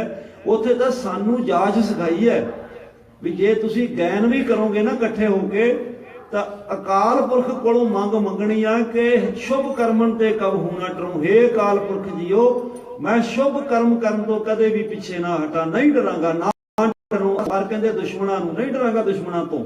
ਜਬ ਜਾਏ ਲੜੋ ਨਿਸ਼ਚੈ ਕਰ ਆਪਣੀ ਜੀਤ ਕਰੂੰ, ਅਰ ਸਿੱਖੂੰ ਅਤੇ ਸਿੱਖਿਆ ਦਿੰਦਾ ਹਾਂ ਆਪਣੇ ਹੀ ਮਨ ਕੋ। ਇਹ ਲਾਲਚ ਕਾਹਦਾ ਲਾਲਚ? ਹਉ ਗੁਣ ਤਉ ਉਚਰੋ, ਮੈਂ ਤੇਰੇ ਗੁਣਾਂ ਦਾ ਉਚਾਰਨ ਕਰਦਾ ਰਹਾਂ। ਜਬ ਆਵ ਕੀ ਔਦ ਕਹਿੰਦੇ ਉਮਰ ਨੂੰ, ਨਿਦਾਨ ਬਣੇ, ਨਿਦਾਨ ਕਹਿੰਦੇ ਅੰਤ ਨੂੰ। ਜਦ ਉਮਰ ਦਾ ਅੰਤ ਆਵੇ, ਅਤ ਹੀ ਰਣ ਮੈਂ ਤਬ ਜੂਝ ਮਰੋ, ਮੈਂ ਮੈਦਾਨੇ ਜੰਗ ਵਿੱਚ ਜੂਝਦਾ ਹੋਇਆ ਵੀ ਸ਼ਹੀਦ ਹੋ ਜਾਵਾਂ, ਪਰ ਸ਼ੁਭ ਕਰਮ ਕਰਨ ਤੋਂ ਕਦੇ ਵੀ ਪਿੱਛੇ ਨਾ ਹਟਾਂ। ਹੁਣ ਇਹ ਸ਼ਬਦ ਇੱਕ ਸ਼ਕਤੀ ਹੈ, ਇੱਕ ਅਰਦਾਸ ਹੈ, ਇੱਕ ਪ੍ਰਣ ਹੈ। ਜਦੋਂ ਕੋਈ ਰੂਪ ਜੀ ਆਤਮਾ ਗਾਉਂਦੀ ਹੈ, ਅਸਲ ਵਿੱਚ ਉਹਨੂੰ ਅਹਿਸਾਸ ਹੁੰਦਾ। ਜਿਹੜਾ ਇੱਕ ਸਤਹੀ ਪੱਧਰ ਤੇ ਕੋਈ ਕਹਿ ਕੇ ਚਲਾ ਜਾਵੇ, ਉਹ ਹਿਰਦੇ ਦੀ ਗੱਲ ਨਹੀਂ ਹੁੰਦੀ। ਮੈਂ ਹਮੇਸ਼ਾ ਬੇਨਤੀ ਕਰਦਾ ਹੁੰਦਾ, ਇੱਕ ਹੁੰਦਾ ਨੈਣਾ ਦਾ ਸਿਆਪਾ। ਇਹ ਸਾਡੇ ਹਿੰਦੁਸਤਾਨ ਦੀ ਪਰੰਪਰਾ ਸੀ। ਕਿਸੇ ਬਜ਼ੁਰਗ ਕਿਸੇ ਦੀ ਮੌਤ ਹੋਣੀ ਤੇ ਪਿੱਟਣ ਵਾਸਤੇ ਇੱਕ ਜਮਾਤ ਹੁੰਦੀ ਸੀ, ਉਹਨੂੰ 2.5 ਜਾਂ 5 ਰੁਪਏ ਦਿੱਤੇ ਜਾਂਦੇ ਸੀ। ਉਹ ਵੈਣ ਬੜੇ ਵਧੀਆ ਪਾ ਲੈਂਦੀਆਂ ਸਨ। ਇੱਕ ਹੁੰਦਾ ਮਾਂ ਦਾ ਰੋਣਾ ਜਾਂ ਪਤਨੀ ਦਾ ਰੋਣਾ ਜਾਂ ਭੈਣ ਦਾ ਰੋਣਾ। ਉਹਨਾਂ ਨੂੰ ਵੈਣ ਨਹੀਂ ਨੈਣ ਵਰਗੇ ਆਉਂਦੇ, ਕਿਉਂਕਿ ਨੈਣ ਤਾਂ ਪ੍ਰੋਫੈਸ਼ਨਲ ਜਮਾਤ ਹੈ, ਉਹਨੇ ਤਾਂ ਵੈਣਾਂ ਨੂੰ ਰੱਟਾ ਲਾਇਆ ਹੋਇਆ। ਉਹ ਤਾਂ ਬੜੇ ਵਧੀਆ ਵੈਣ ਪਾਉਂਦੀ ਆ, ਲੋਕਾਂ ਨੂੰ ਲੱਗਦਾ ਵੀ ਸਭ ਤੋਂ ਦਰਦੀ ਇਹਨੂੰ ਆ, ਪਰ ਉਹਨੂੰ ਇਹ ਹੁੰਦਾ ਵੀ 10-15 ਵੈਣ ਪਾਉਣੇ ਨੇ ਤੇ 5 ਰੁਪਏ ਮਿਲ ਜਾਣੇ ਤੇ ਮੁੜ ਕੇ ਘਰੇ ਜਾ ਕੇ ਸੌਦਾ ਪੱਤਾ ਲਿਆਉਣਾ। ਪਰ ਜਿਹੜੀ ਮਾਂ ਦੀ ਮਮਤਾ ਰੋਂਦੀ ਹੈ, ਜਾਂ ਇੱਕ ਧੀ ਰੋਂਦੀ ਹੈ, ਜਾਂ ਇੱਕ ਪਤਨੀ ਰੋਂਦੀ ਹੈ, ਉਹਨੂੰ ਵੈਣ ਨੈਣ ਵਰਗੇ ਨਹੀਂ ਆਉਂਦੇ, ਪਰ ਉਹਦਾ ਰੋਣਾ ਹਿਰਦੇ ਦਾ ਰੋਣਾ, ਉਹਦੀ ਹਿਰਦੇ ਦਾ ਰੋਣਾ ਹੈਗਾ। ਉਹਦੇ ਕੋਲੇ ਉਹੋ ਜਿਹੇ ਸ਼ਬਦ ਵੀ ਨਹੀਂ ਹੈਗੇ, ਉਹੋ ਜਿਹੇ ਉਹਨੂੰ ਵੈਣ ਵੀ ਨਹੀਂ ਆਉਂਦੇ, ਉਹੋ ਜਿਹੇ ਉਹਨੂੰ ਸ਼ਬਦ ਵੀ ਨਹੀਂ ਆਉਂਦੇ, ਪਰ ਉਹਦੇ ਜਿਹੜਾ ਰੋਣ ਆ ਉਹ ਹਿਰਦੇ ਚੋਂ ਰੋ ਰਹੀ ਹੈ, ਕਿਉਂ ਉਹਦੀ ਮੋਹ ਦਾ ਇੱਕ ਰਿਸ਼ਤਾ ਟੁੱਟਿਆ ਹੋਇਆ। ਇਸ ਲਈ ਜਦੋਂ ਸਿੱਖ ਸਟੇਜਾਂ ਦੇ ਉੱਤੇ ਇਹੋ ਜੀਆਂ ਕਲਮਾਂ ਜਾਂ ਇਹੋ ਜਿਹੇ ਬੁਲਾਰੇ ਆ ਜਾਣਗੇ, ਜਿਹੜੇ ਪ੍ਰੋਫੈਸ਼ਨਲ ਜਮਾਤ ਵਾਂਗੂ ਨੈਣਾ ਵਾਕਣ ਸਿਆਪਾ ਤੇ ਵਧੀਆ ਕਰਦੇ ਲੱਗਣਗੇ, ਅੰਦਰ ਦਰਦ ਕੋਈ ਨਹੀਂ ਹੁੰਦਾ। ਧਰਮ ਹਮੇਸ਼ਾ ਦਰਦ ਨਾਲ ਜੁੜਿਆ ਹੁੰਦਾ। ਜਿੱਥੇ ਕੌਮੀਅਤ ਦੀ ਭਾਵਨਾ ਹੋਵੇ, ਜਿੱਥੇ ਜਜ਼ਬਾ ਹੋਵੇ, ਜਿੱਥੇ ਗੁਰੂ ਦਾ ਮਾਣ ਹੋਵੇ, ਸਵੈਮਾਣ ਹੋਵੇ ਕਿ ਸਾਡਾ ਸਾਰਾ ਪ੍ਰਤਾਪ ਗੁਰੂ ਦੀ ਬਖਸ਼ਿਸ਼ ਹੈ, ਤੇ ਜਿਹੜੇ ਉਸ ਗੁਰੂ ਤੇ ਮਾਣ ਹੀ ਨਹੀਂ ਕਰਨ ਸਿੱਖੇ, ਉਹ ਲੱਖ ਲਿਖੀ ਜਾਣ ਪੋਚ ਕੇ, ਉਹ ਜੋ ਮਰਜ਼ੀ ਬਾਜੇ ਵਜਾ ਲੈਣ ਜਾਂ ਜੋ ਮਰਜ਼ੀ ਬੋਲੀ ਜਾਣ, ਉਹਦਾ ਅਸਰ ਵੀ ਅਸਲੀ ਨਹੀਂ ਹੁੰਦਾ। ਕਿ ਹੁਣ ਸਮਾਜ ਸਮਝ ਗਿਆ ਵੀ ਇਹ ਸਾਰੀ ਸਿਆਪੇ ਵਾਲੀ ਜਮਾਤ ਹੈਗੀ ਹੈ, ਜਿਨ੍ਹਾਂ ਨੇ ਕੰਮ ਇੱਕ ਇਹਨੂੰ ਪਿੱਟਣਾ ਵੀ ਆਉਂਦਾ ਔਰ ਪਿੱਟਦੇ ਵੀ ਨੇ, ਪਰ ਹੈ ਪਖੰਡੀ ਨੇ, ਰੱਜ ਕੇ ਪਖੰਡੀ ਨੇ। ਉਹਦਾ ਕਾਰਨ ਇਹ ਹੈ ਕਿ ਇਹ ਪਖੰਡਵਾਦ ਆਪਣੇ ਆਪ ਉਗਰ ਗਿਆ। ਜੈਸੇ ਖੋਟਾ ਟੱਗੂਆ ਨਦਰ ਸਰਾਫੇ ਆਇਆ। ਇਹ ਜਿਹੜੇ ਖੋਟੇ ਸਿੱਕੇ ਹੁੰਦੇ ਆ ਨਾ, ਥੋੜਾ ਜਿਹਾ ਚਿਰ ਤੇ ਚੱਲ ਜਾਂਦੇ ਹੁੰਦੇ ਆ। ਮਲੰਮੇ ਦੇ ਗਹਿਣੇ ਵੀ ਬੜੇ ਚਮਕਦਾਰ ਹੁੰਦੇ ਆ, ਤੇ ਕਈ ਵਾਰੀ ਸਮਾਜ ਧੋਖਾ ਵੀ ਖਾ ਜਾਂਦਾ, ਕਿਉਂਕਿ ਸੋਨੇ ਦੇ ਗਹਿਣਿਆਂ 'ਚ ਉਨੀ ਚਮਕ ਨਹੀਂ ਹੁੰਦੀ ਜਿੰਨੇ ਮਲੰਮੇ ਦੇ ਗਹਿਣਿਆਂ 'ਚ ਹੁੰਦੀ ਆ। ਨਕਲੀ ਨੋਟ ਜਿੰਨੇ ਵਧੀਆ ਹੁੰਦੇ, ਅਸਲੀ ਨੋਟ ਉਨੇ ਵਧੀਆ ਨਹੀਂ ਹੁੰਦੇ, ਕਿਉਂ ਨਕਲੀ ਨੋਟ ਕਿਤੇ ਚੱਲੇ ਹੀ ਨਹੀਂ ਹੁੰਦੇ, ਸਿੱਧੇ ਨਕਲੀ ਆਏ ਹੁੰਦੇ, ਨਕਲੀ ਮੁੜ ਜਾਂਦੇ ਆ। ਇਹਨਾਂ 'ਚ ਇੱਕਦਮ ਬੰਦਾ ਭੁਲੇਖਾ ਖਾ ਸਕਦਾ ਹੈ। ਸਮਾਜ ਨੂੰ ਇਹਨਾਂ ਭੁਲੇਖਾ ਪਾਇਆ, ਪਰ ਜਦੋਂ ਨਕਲੀ ਤੇ ਅਸਲੀ ਨੋਟਾਂ ਦੀ ਪਛਾਣ ਆ ਜੇ, ਤੇ ਨਕਲੀ ਨੋਟ ਭਾਵੇਂ 1000 ਵਾਲਾ ਹੋਵੇ, ਉਹਨੂੰ 1 ਰੁਪਏ ਵਿੱਚ ਕੋਈ ਨਹੀਂ ਲੈਂਦਾ, ਉਹ ਕਹਿੰਦਾ ਇਹਦਾ ਨਕਲੀ ਇਹਦਾ ਹੋਣਾ ਹੀ ਕੱਖ ਨਹੀਂ ਹੈ। ਤੇ ਅਸਲੀ ਨੋਟ 4 ਥਾਵਾਂ ਤੋਂ ਪਾਟਾ ਵੀ ਹੋਵੇ ਤੇ ਮਾਰਕੀਟ ਵਿੱਚ ਤਾਂ ਵੀ ਚੱਲ ਜਾਂਦਾ। ਅੱਜ ਵੀ ਨੋਟ ਵਟਾਉਣ ਵਾਲੇ 100 ਦੇ ਨੋਟ ਨੂੰ 90 ਰੁਪਈਆਂ 'ਚ ਲੈ ਲੈਂਦੇ ਨੇ, ਭਾਵੇਂ 4 ਥਾਂ ਤੋਂ ਫਟਿਆ ਹੋਵੇ। ਤੇ ਨਕਲੀ ਨੋਟ ਭਾਵੇਂ ਬਿਲਕੁਲ ਨਕੋਰ ਹੋਵੇ, ਤਾਂ ਕੋਈ ਧੇਲਾ ਦੇ ਕੇ ਕੁਝ ਨਹੀਂ ਹੁੰਦਾ। ਇਹ ਹੁਣ ਜਿਹੜੀ ਨਕਲੀ ਤੇ ਅਸਲੀ ਦੀ ਪਹਿਚਾਣ ਹੈ, ਇਹ ਸਾਡੀਆਂ ਸਿੱਖ ਸੰਗਤਾਂ ਨੇ ਕਰਨੀ ਆ, ਕਿਉਂਕਿ ਸਾਡੀ ਮਰਜ਼ਾਦਾ ਜਿਹੜੀ ਹੈ ਇਹਦੇ ਵਿੱਚ 10ਵੇਂ ਪਾਤਸ਼ਾਹ ਮਹਾਰਾਜ ਜੀ ਦੀ ਬਾਣੀ ਇਸ ਰੂਪ ਵਿੱਚ ਦਰਜ ਹੈ ਕਿ ਸਾਡੀ ਪੰਥਕ ਅਰਦਾਸ ਵਿਸ਼ਵ ਪੱਧਰ ਤੇ ਸਾਡਾ ਬੱਚਾ ਜਾਣਦਾ ਹੈ। ਸਾਡਾ ਹਰ ਗ੍ਰੰਥੀ, ਪਾਠੀ, ਰਾਗੀ, ਢਾਡੀ, ਕਵੀਸ਼ਰ, ਆਮ ਕਿਰਤੀ ਸਿੱਖ ਜਾਣਦਾ ਹੈ। ਪਰ ਜਿਹੜੇ ਸ਼ਖਸ ਭਗਉਤੀ ਉੱਤੇ ਵੀ ਤਰਕ ਕਰਦੇ ਨੇ, ਉਹਨਾਂ ਨੂੰ ਜ਼ਰੂਰ ਸਮਝ ਹੋਣੀ ਚਾਹੀਦੀ ਹੈ ਕਿ ਭਗਉਤੀ ਦਾ ਅਰਥ ਪ੍ਰਮਾਤਮਾ ਹੈ, ਭਗਉਤੀ ਦਾ ਅਰਥ ਸ੍ਰੀ ਸਾਹਿਬ ਵੀ ਹੈ, ਭਗਉਤੀ ਦਾ ਅਰਥ ਭਗਤੀ ਕਰਨ ਵਾਲਾ ਵੀ ਹੈ, ਔਰ ਭਗਉਤੀ ਇੱਕ ਛੰਦ ਵੀ ਹੈ। ਭਗਉਤੀ ਕਰਤਾਰ ਦੇ ਉਪਾਸ਼ਕ ਨੂੰ ਵੀ ਕਿਹਾ ਜਾਂਦਾ ਹੈ। ਗੁਰੂ ਗ੍ਰੰਥ ਸਾਹਿਬ ਮਹਾਰਾਜ ਵਿੱਚ ਵੀ ਇਹ ਸ਼ਬਦ ਆਏ ਨੇ।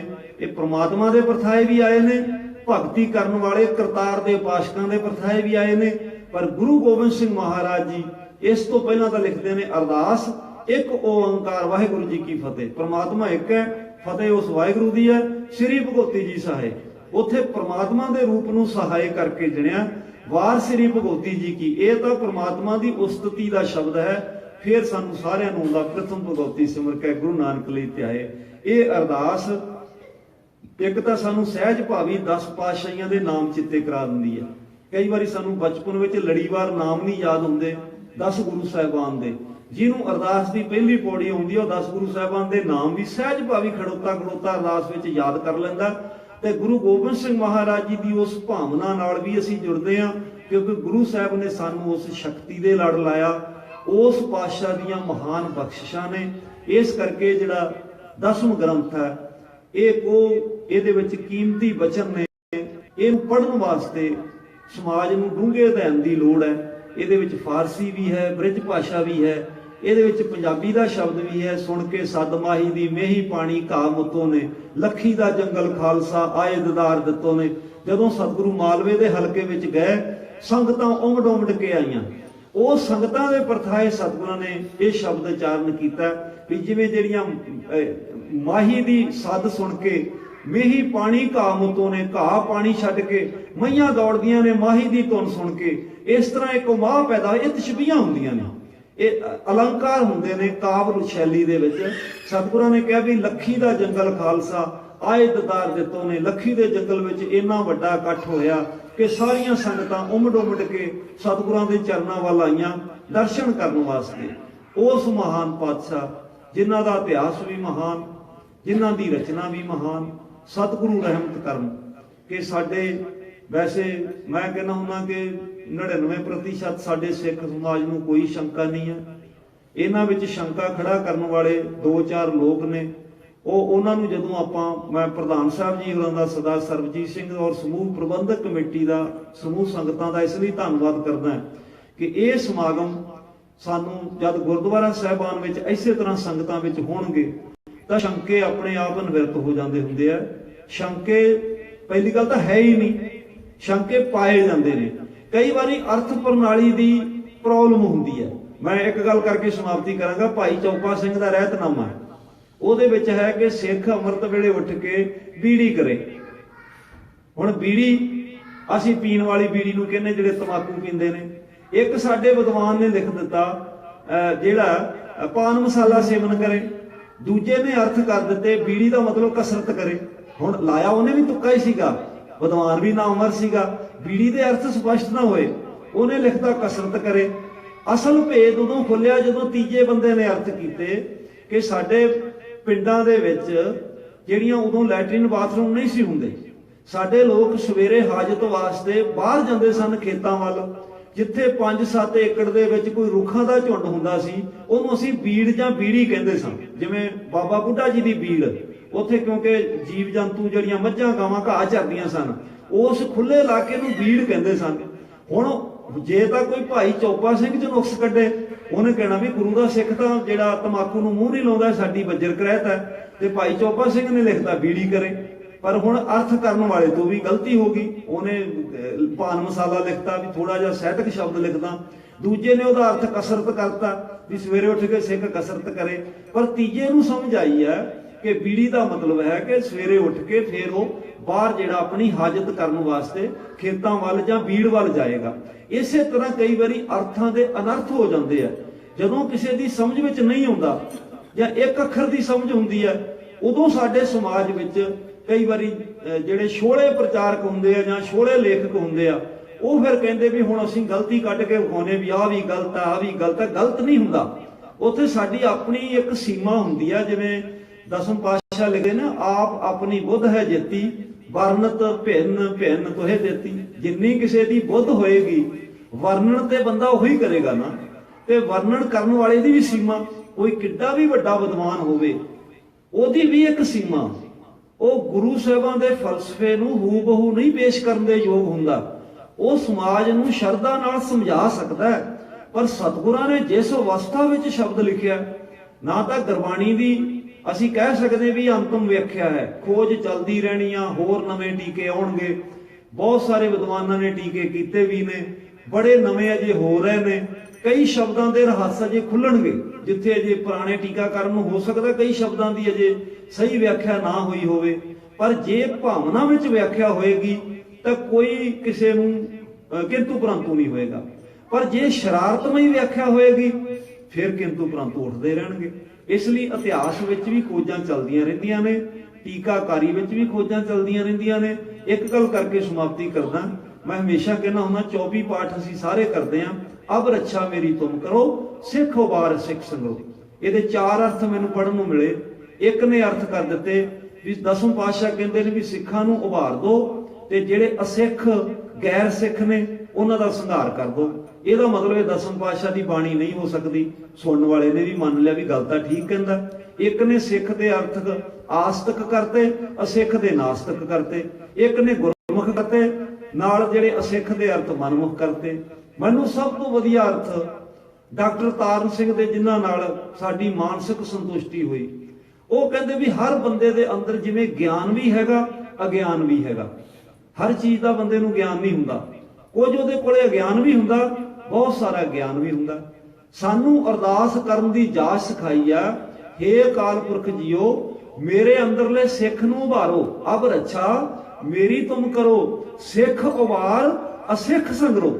ਜਿਹੜਾ ਮੇਰੇ ਅੰਦਰ ਅਸਿੱਖ ਬੈਠਾ, ਜੇ ਮੈਂ ਆਪਣੇ ਗੁਰੂ ਤੇ ਸ਼ੰਕਾ ਕਰਦਾ, ਜੇ ਮੈਂ ਇੱਕ ਅਕਾਲ ਦੇ ਭਰੋਸੇ ਤੋਂ ਦੂਰ ਹੁੰਨਾ, ਜੇ ਮੈਂ ਕਿਸੇ ਕਬਰਾਂ ਮੜੀਆਂ ਵੱਲ ਭਜਦਾ, ਦੇਹਧਾਰੀ ਗੁਰੂ ਦਾ ਮੱਲੀ ਭਜਦਾ, ਜਾਂ ਮੈਂ ਕਿਸੇ ਬਾਣੀ ਬਾਣੇ ਤੇ ਕਿੰਤੂ ਕਰਦਾ, ਤਾਂ ਮੇਰੇ ਇਸ ਅਸਿੱਖ ਪੁਣੇ ਦਾ ਸੰਘਾਰ ਕਰ ਦਿਓ।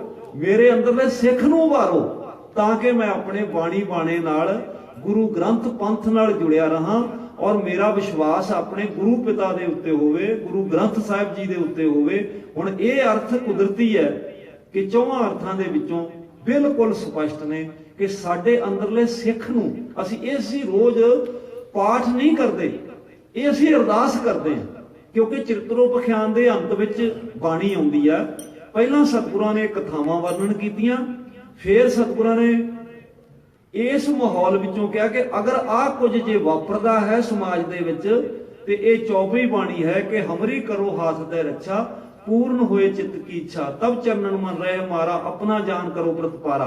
पर ਇਹਦੇ अंत ਵਿੱਚ ਜਾ ਕੇ ਇੱਕ ਬੜਾ ਪਿਆਰਾ ਸ਼ਬਦ ਹੈ ਕਿ ਜੇ ਸਾਰਾ ਕੁਝ ਇਹ ਪਾਠ ਕਰਨ ਵਾਲਾ, ਇਹ ਕਥਾਵਾਂ ਪੜਨ ਵਾਲਾ, ਇਹ ਸਾਰੀ ਬਾਣੀ ਨੂੰ ਪੜਨ ਵਾਲਾ, ਉਹਨੂੰ ਫਰਕ ਕੀ ਪਏਗਾ? ਸਤਿਗੁਰੂ ਕਹਿੰਦੇ ਸੁਣੇ ਗੁੰਗ ਜੋ ਯਾਹੇ ਸੁਰਸ ਨਾ ਪਾਵਈ, ਸੁਣੇ ਮੂੜ ਚਿਤ ਲਾਵੇ ਚਤਰਤਾ ਆਵੀ, दुख दर्द भौ निकट न तिन नर कह रहा है, हो जो याकी एक बार चौपी को कहे। कहते सुने गुंग जो चाहे, जे गूंगा भी सुनेगा ना सियाणप आ जाएगी। चतुरता का अर्थ है सियाणप। सुने मूड चित लाए, जे मूर्ख बंदा भी इहनूं मन चित ला के सुन लेगा ना, सुने मूड चित लाए चतुरता आ गई, सियाणप आ जाएगी। सुने गुंग जो याहे सो रसना पावई, गूंगा भी सुनेगा ते रसना तो बोलना शुरू कर सकता। जे मूड भी सुनेगा ना सियाणप आ जाएगी।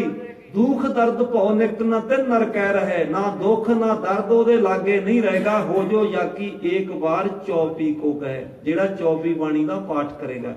हुण एक पासे साडा इतिहास है, 8वें पातशाह ने छज्जू कोलों भी अर्थ करवा दिते। जदों छड़ी रखण वाला सतगुरु पातशाह होवे, ਇਹਨੂੰ ਕਿਸੇ अंध विश्वास नाल कोई बाहरला बंदा ना जोड़ के बह जाए, क्योंकि लाइव ये प्रोग्राम चलता है। ਇਹੋ ਤਾਂ ਕਲਾ ਵਰਤਦੀ ਸਤਿਗੁਰੂ ਦੀ। ਔਰ ਸਤਿਗੁਰੂ ਦਾ ਜਿਹੜਾ ਸ਼ਬਦ ਹੈ ਗੁਰੂ ਗੋਬਿੰਦ ਸਿੰਘ ਮਹਾਰਾਜ ਦਾ, ਰੋਗਨ ਤੇ ਅਰ ਸੋਗਨ ਤੇ ਜਲ ਜੋਗਨ ਤੇ ਬਹੁ ਭਾਂਤ ਬਚਾਵੈ, ਸਤਰ ਅਨੇਕ ਚਲਾਵਤ ਘਾਵ ਤਉ ਤਨ ਏਕ ਨ ਲਾਗਨ ਪਾਵੈ, ਰਾਖਤ ਹੋ ਆਪਨੋ ਕਰ ਦੈ ਕਰ ਪਾਪ ਸਮੂਹ ਨਾ ਭੇਟਨ ਪਾਵੈ, ਔਰ ਕੀ ਬਾਤ ਕਹਾਂ ਤੋ ਕੈਸੋ ਸੋ ਪੇਟ ਹੀ ਕੇ ਪਟ ਬੀਜ ਬਚਾਵੈ। ਸਤਿਗੁਰੂ ਕਹਿੰਦੇ ਰੋਗ ਹੋਣ, ਸੋਗ ਹੋਣ, ਕਿਸੇ ਤਰ੍ਹਾਂ ਦੇ ਕਸ਼ਟ ਹੋਣ, ਉਹ ਪਰਮਾਤਮਾ ਤੈਨੂੰ ਬਚਾਉਂਦਾ। ਬਾਕੀ ਤਾਂ ਗੱਲਾਂ ਛੱਡੋ, ਜਠਰਗਨੀ ਤੋਂ ਵੀ ਉਹ ਬਚਾ ਕੇ ਰੱਖਦਾ। ਇਹ ਜਿਹੜੇ ਇੱਕ ਫਲਸਫਾ ਹੈ ਜਿਹਦੀ ਇੱਕ ਲੜੀ ਚੱਲਦੀ ਹੈ, ਔਰ ਇਹ ਲੜੀ ਇੰਨੀ ਕੁ ਡੂੰਘੀ ਹੈ, ਇਹ ਇੱਕ ਸ਼ਰਧਾ ਭਾਵਨਾ ਦੀ ਮਥਾਜ ਹੈ। ਇਸੇ ਲਈ ਅਸੀਂ ਅਰਦਾਸ ਵਿੱਚ ਵਸਾ ਤੇ ਭਰੋਸਾ ਦਾਨ ਮੰਗਦੇ ਹਾਂ ਕਿ ਸਾਡਾ ਭਰੋਸਾ ਜਿਹੜਾ ਕਲਗੀਧਰ ਪਾਤਸ਼ਾਹ ਉੱਤੇ ਪਰਪੱਕ ਬਣਿਆ ਰਹੇ, ਗੁਰੂ ਗ੍ਰੰਥ ਉੱਤੇ, ਗੁਰੂ ਪੰਥ ਦੇ ਉੱਤੇ। ਇਹ 'ਚ ਕੋਈ ਸ਼ੰਕਾ ਨਹੀਂ ਹੈ।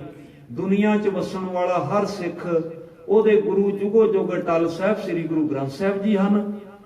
ਗੁਰੂ ਗ੍ਰੰਥ ਸਾਹਿਬ ਮਹਾਰਾਜ ਜੀ ਦੀ ਹਜ਼ੂਰੀ ਵਿੱਚ, ਤਾਬਿਆ ਵਿੱਚ ਸਾਡੇ ਬਹੁਤ ਸਾਰੇ ਗ੍ਰੰਥ ਹਨ, ਜਿਹਦੇ ਵਿੱਚ ਦਸਮ ਗ੍ਰੰਥ ਵੀ ਹੈ, ਸਰਬਲੋਹ ਗ੍ਰੰਥ ਵੀ ਹੈ, ਸੂਰਜ ਪ੍ਰਕਾਸ਼ ਵੀ ਹੈ, ਪੰਥ ਪ੍ਰਕਾਸ਼ ਵੀ ਹੈ, ਔਰ ਸਾਡੇ ਰਹਿਤਨਾਮੇ ਵੀ ਨੇ। ਭਾਈ ਨੰਦ ਲਾਲ ਜੀ ਦੀ ਰਚਨਾ ਵੀ ਹੈ, ਭਾਈ ਗੁਰਦਾਸ ਜੀ ਦੀ ਰਚਨਾ ਵੀ ਹੈ। ਬੜਿਆਂ ਬੜਿਆਂ ਯੋਧਿਆਂ ਨੇ, ਕਲਮਬਾਨਾਂ ਨੇ ਬਹੁਤ ਕੁਝ ਲਿਖਿਆ। ਉਹ ਸਾਰੇ ਸਾਡੇ ਸਤਿਕਾਰ ਦੇ ਪਾਤਰ ਨੇ, ਜਿਹੜੇ ਗੁਰੂ ਪ੍ਰਚਾਰ ਤੇ ਪ੍ਰਸਾਰ ਵਿੱਚ ਜਿਨ੍ਹਾਂ ਯੋਗਦਾਨ ਪਾਇਆ, ਜਿਨ੍ਹਾਂ ਨੇ ਸਦੀਆਂ ਤੱਕ ਪਾਉਣਾ। ਸਾਡੇ ਗੁਰੂ ਵੀ ਜੁਗੋ ਜੁਗ ਅਟਲ, ਗੁਰੂ ਦਾ ਪੰਥ ਵੀ ਜੁਗੋ ਜੁਗ ਅਟਲ, ਚੜ੍ਹਦੀ ਕਲਾ ਸਦਾ ਬਣੀ ਰਹੇ। ਇੰਨਾ ਕੁਝ ਕਹਿੰਦਾ ਹੋਇਆ ਮੈਂ ਖਿਮਾ ਦਾ ਜਾਚਕਾਂ, ਹੋਈਆਂ ਭੁੱਲਾਂ ਚੁੱਕਾਂ ਦੀ ਖਿਮਾ। ਪ੍ਰਧਾਨ ਸਾਹਿਬ ਦਾ, ਸਮੂਹ ਪ੍ਰਬੰਧਕ ਕਮੇਟੀ ਦਾ, ਸਮੂਹ ਸੰਗਤਾਂ ਦਾ ਬਹੁਤ ਬਹੁਤ ਧੰਨਵਾਦ। ਵਾਹਿਗੁਰੂ ਜੀ ਕਾ ਖਾਲਸਾ, ਵਾਹਿਗੁਰੂ ਜੀ ਕੀ ਫਤਿਹ। ਬੋਲੇ ਸੋ ਨਿਹਾਲ। ਗੁਰੂ ਪਿਆਰੀ ਸਾਧ ਸੰਗਤ ਜੀ, ਫਤਿਹ ਤੋਂ ਪਹਿਲਾਂ ਬੇਨਤੀ ਕਰਦਾ ਕਿ ਡਾਕਟਰ ਸਾਹਿਬ ਹੁਣਾਂ ਨੂੰ ਜਿੱਥੇ ਗੁਰਦੁਆਰਾ ਸਾਹਿਬ ਦਾ ਸਨਮਾਨਿਤ ਕੀਤਾ ਜਾਣਾ ਹੈ, ਉੱਥੇ ਨਾਲ ਹੀ ਸੋ ਗੁਰਮੁਖ ਸੱਜਣ ਇੱਥੇ ਸਥਾਨਕ, ਉਹਨਾਂ ਨੇ 골ਡ ਮੈਡਲ ਦੇ ਨਾਲ ਸਨਮਾਨਿਤ ਕਰਨਾ ਹੈ। ਸੋ ਮੈਨੂੰ ਪਤਾ ਲੰਬੇ ਸਮੇਂ ਤੋਂ ਆ ਬੈਠੇ ਹੋ, ਥੋੜਾ ਸਮਾਂ ਹੋਰ ਜ਼ਰੂਰ ਖੇਚਲ ਕਰਨੀ। ਆਓ ਇੱਕ ਵਾਰੀ ਫਿਰ ਫਤਿਹ ਦੇ ਨਾਲ ਸਾਂਝ ਪਾਈਏ। ਵਾਹਿਗੁਰੂ ਜੀ ਕਾ ਖਾਲਸਾ, ਵਾਹਿਗੁਰੂ ਜੀ ਕੀ ਫਤਿਹ। ਸੋ ਜਿੱਥੇ ਮੈਂ ਕੁਝ ਐਗਜ਼ੈਕਟਿਵ ਮੈਂ ਕਮੇਟੀ ਦੇ ਜੋ ਸਿੰਘ ਬੈਠੇ ਨੇ, ਉਹਨਾਂ ਨੂੰ ਬੇਨਤੀ ਹੈ ਕਿ ਉਹ ਸਾਹਮਣੇ ਮੰਚ ਤੇ ਆ ਜਾਣ, ਕਿਉਂਕਿ ਡਾਕਟਰ ਸਾਹਿਬ ਉਹਨਾਂ ਦਾ ਸਨਮਾਨ ਕੀਤਾ ਜਾਣਾ ਹੈ। ਨਾਲ ਇੱਕ ਦੋ ਬੇਨਤੀਆਂ ਮੈਂ ਜ਼ਰੂਰ ਕਰਾਂ। ਇੱਥੇ ਡਾਕਟਰ ਇੰਦਰਜੀਤ ਸਿੰਘ ਉਹਨਾਂ ਦੇ ਪਾਸ ਸਤਿਗੁਰਾਂ ਨੇ ਵਿਦਵਤਾ ਦੀ ਦਾਤ ਬਖਸ਼ਿਸ਼ ਕੀਤੀ ਹੈ। ਉੱਥੇ ਦੂਜੀ ਜਿਹੜੀ ਦਾਤ ਇਹਨਾਂ ਦੀ ਝੋਲੀ ਵਿੱਚ ਗੁਰੂ ਪਾਤਸ਼ਾਹ ਨੇ ਪਾਈ ਹੈ, ਕਿਉਂਕਿ ਗਿਆਨ ਹੋਣਾ ਵੀ ਇੱਕ ਪੱਖ ਹੁੰਦਾ ਹੈ। ਉਸ ਗਿਆਨ ਦੀ ਜਿਹੜੀ ਪੇਸ਼ਕਾਰੀ ਹੈ ਉਹ ਹੋਵੇ ਤੇ ਹੋਰ ਵਧੀਆ ਗੱਲ ਹੁੰਦੀ। ਸੋ ਇਹਨਾਂ ਦੇ ਪਾਸ ਗਿਆਨ ਤੇ ਗਿਆਨ ਨੂੰ ਪੇਸ਼ ਕਰਨ ਦਾ ਜੋ ਢੰਗ ਹੈ, ਬੜਾ ਸਾਦਾ ਜਿਹਾ, ਬੜਾ ਪ੍ਰਭਾਵਸ਼ਾਲੀ, ਸਿੱਧੇ ਸ਼ਬਦਾਂ ਦੇ ਵਿੱਚ ਸਟ੍ਰੇਟ ਫਾਰਵਰਡ ਕਹਿਣਾ। ਅਰਦਾਸ ਬੇਨਤੀ ਗੁਰਚਰਨਾਂ ਦੇ ਵਿੱਚ ਕਰੀਏ ਅੱਜ ਰਲ ਕੇ ਸਾਰੇ, ਕਿ ਗੁਰੂ ਪਾਤਸ਼ਾਹ ਜਿੱਥੇ ਡਾਕਟਰ ਇੰਦਰਜੀਤ ਸਿੰਘ ਗੋਗੋ ਹੋਣੀ ਆਉਣ ਵਾਲੇ, ਉਹਨਾਂ ਦੇ ਸਿਰਾਂ ਤੇ ਮਿਹਰ ਭਰੇ ਹੱਥ ਰੱਖ ਕੇ ਆਪਣੇ ਪੰਥ ਦੀ, ਆਪਣੇ ਗ੍ਰੰਥਾਂ ਦੀ ਸੇਵਾ ਲੈਂਦੇ ਰਹਿਣ। ਉੱਥੇ ਸੱਚੇ ਪਾਤਸ਼ਾਹ ਕਿਰਪਾ ਕਰਕੇ ਕੌਮ ਦੀ ਝੋਲੀ ਦੇ ਵਿੱਚ ਹੋਰ ਇਦਾਂ ਦੇ ਇੰਦਰਜੀਤ ਸਿੰਘ ਗੋਗੋਵਾਣੀ ਪੈਦਾ ਕਰਨ ਭੇਜਣ। ਇਹ ਅਰਦਾਸ ਬੇਨਤੀ ਆਪਾਂ ਜ਼ਰੂਰ ਕਰਨੀ ਹੈ।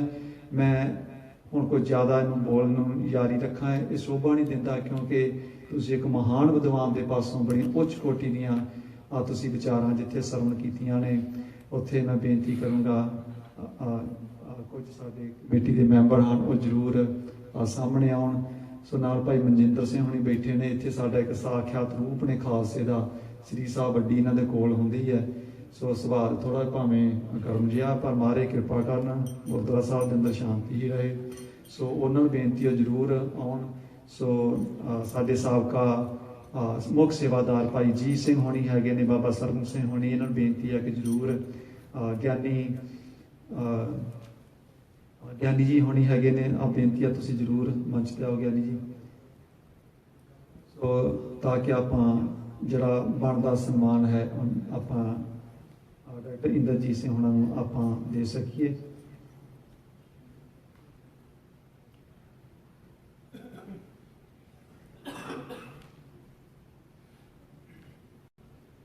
ਡਾਕਟਰ ਇੰਦਰਜੀਤ ਸਿੰਘ ਹੋਣਾ ਬੇਨਤੀ ਹੈ ਕਿ ਆਓ ਤੁਸੀਂ। ਉਹਨਾਂ ਦੇ ਨਾਲ ਭਾਈ ਸਿੰਘ ਹੋਣੀ ਕੈਲਗਰੀ ਤੋਂ ਆਏ ਨੇ, ਉਹਨਾਂ ਨੂੰ ਬੇਨਤੀ ਹੈ ਨਾਲ ਸਾਥ ਦੇਣ। ਤੇ ਗਿਆਨੀ ਜੀ ਤੁਸੀਂ ਤੇ ਸੰਗਤਾਂ ਵੱਲੋਂ ਇੱਕ ਨਿਮਾਣਾ ਜਿਹਾ ਇੱਕ ਉਪਰਾਲਾ ਹੈ।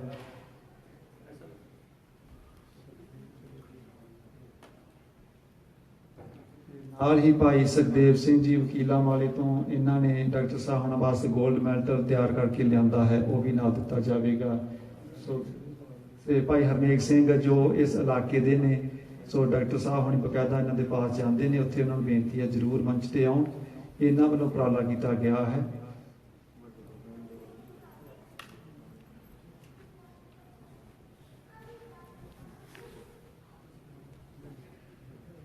ਬੋਲੇ ਸੋ ਨਿਹਾਲ। ਸੋ ਭਾਈ ਗੁਰਮੇਲ ਸਿੰਘ ਉਹਨਾਂ ਨੂੰ ਜਿਹੜੇ ਲੰਬੇ ਸਮੇਂ ਤੋਂ ਨਾਲ ਸੇਵਾ ਕਰ ਰਹੇ, ਉਹਨਾਂ ਨੂੰ ਸਿਰਫ ਆਉਜਾ ਦਿੱਤਾ ਜਾਵੇਗਾ।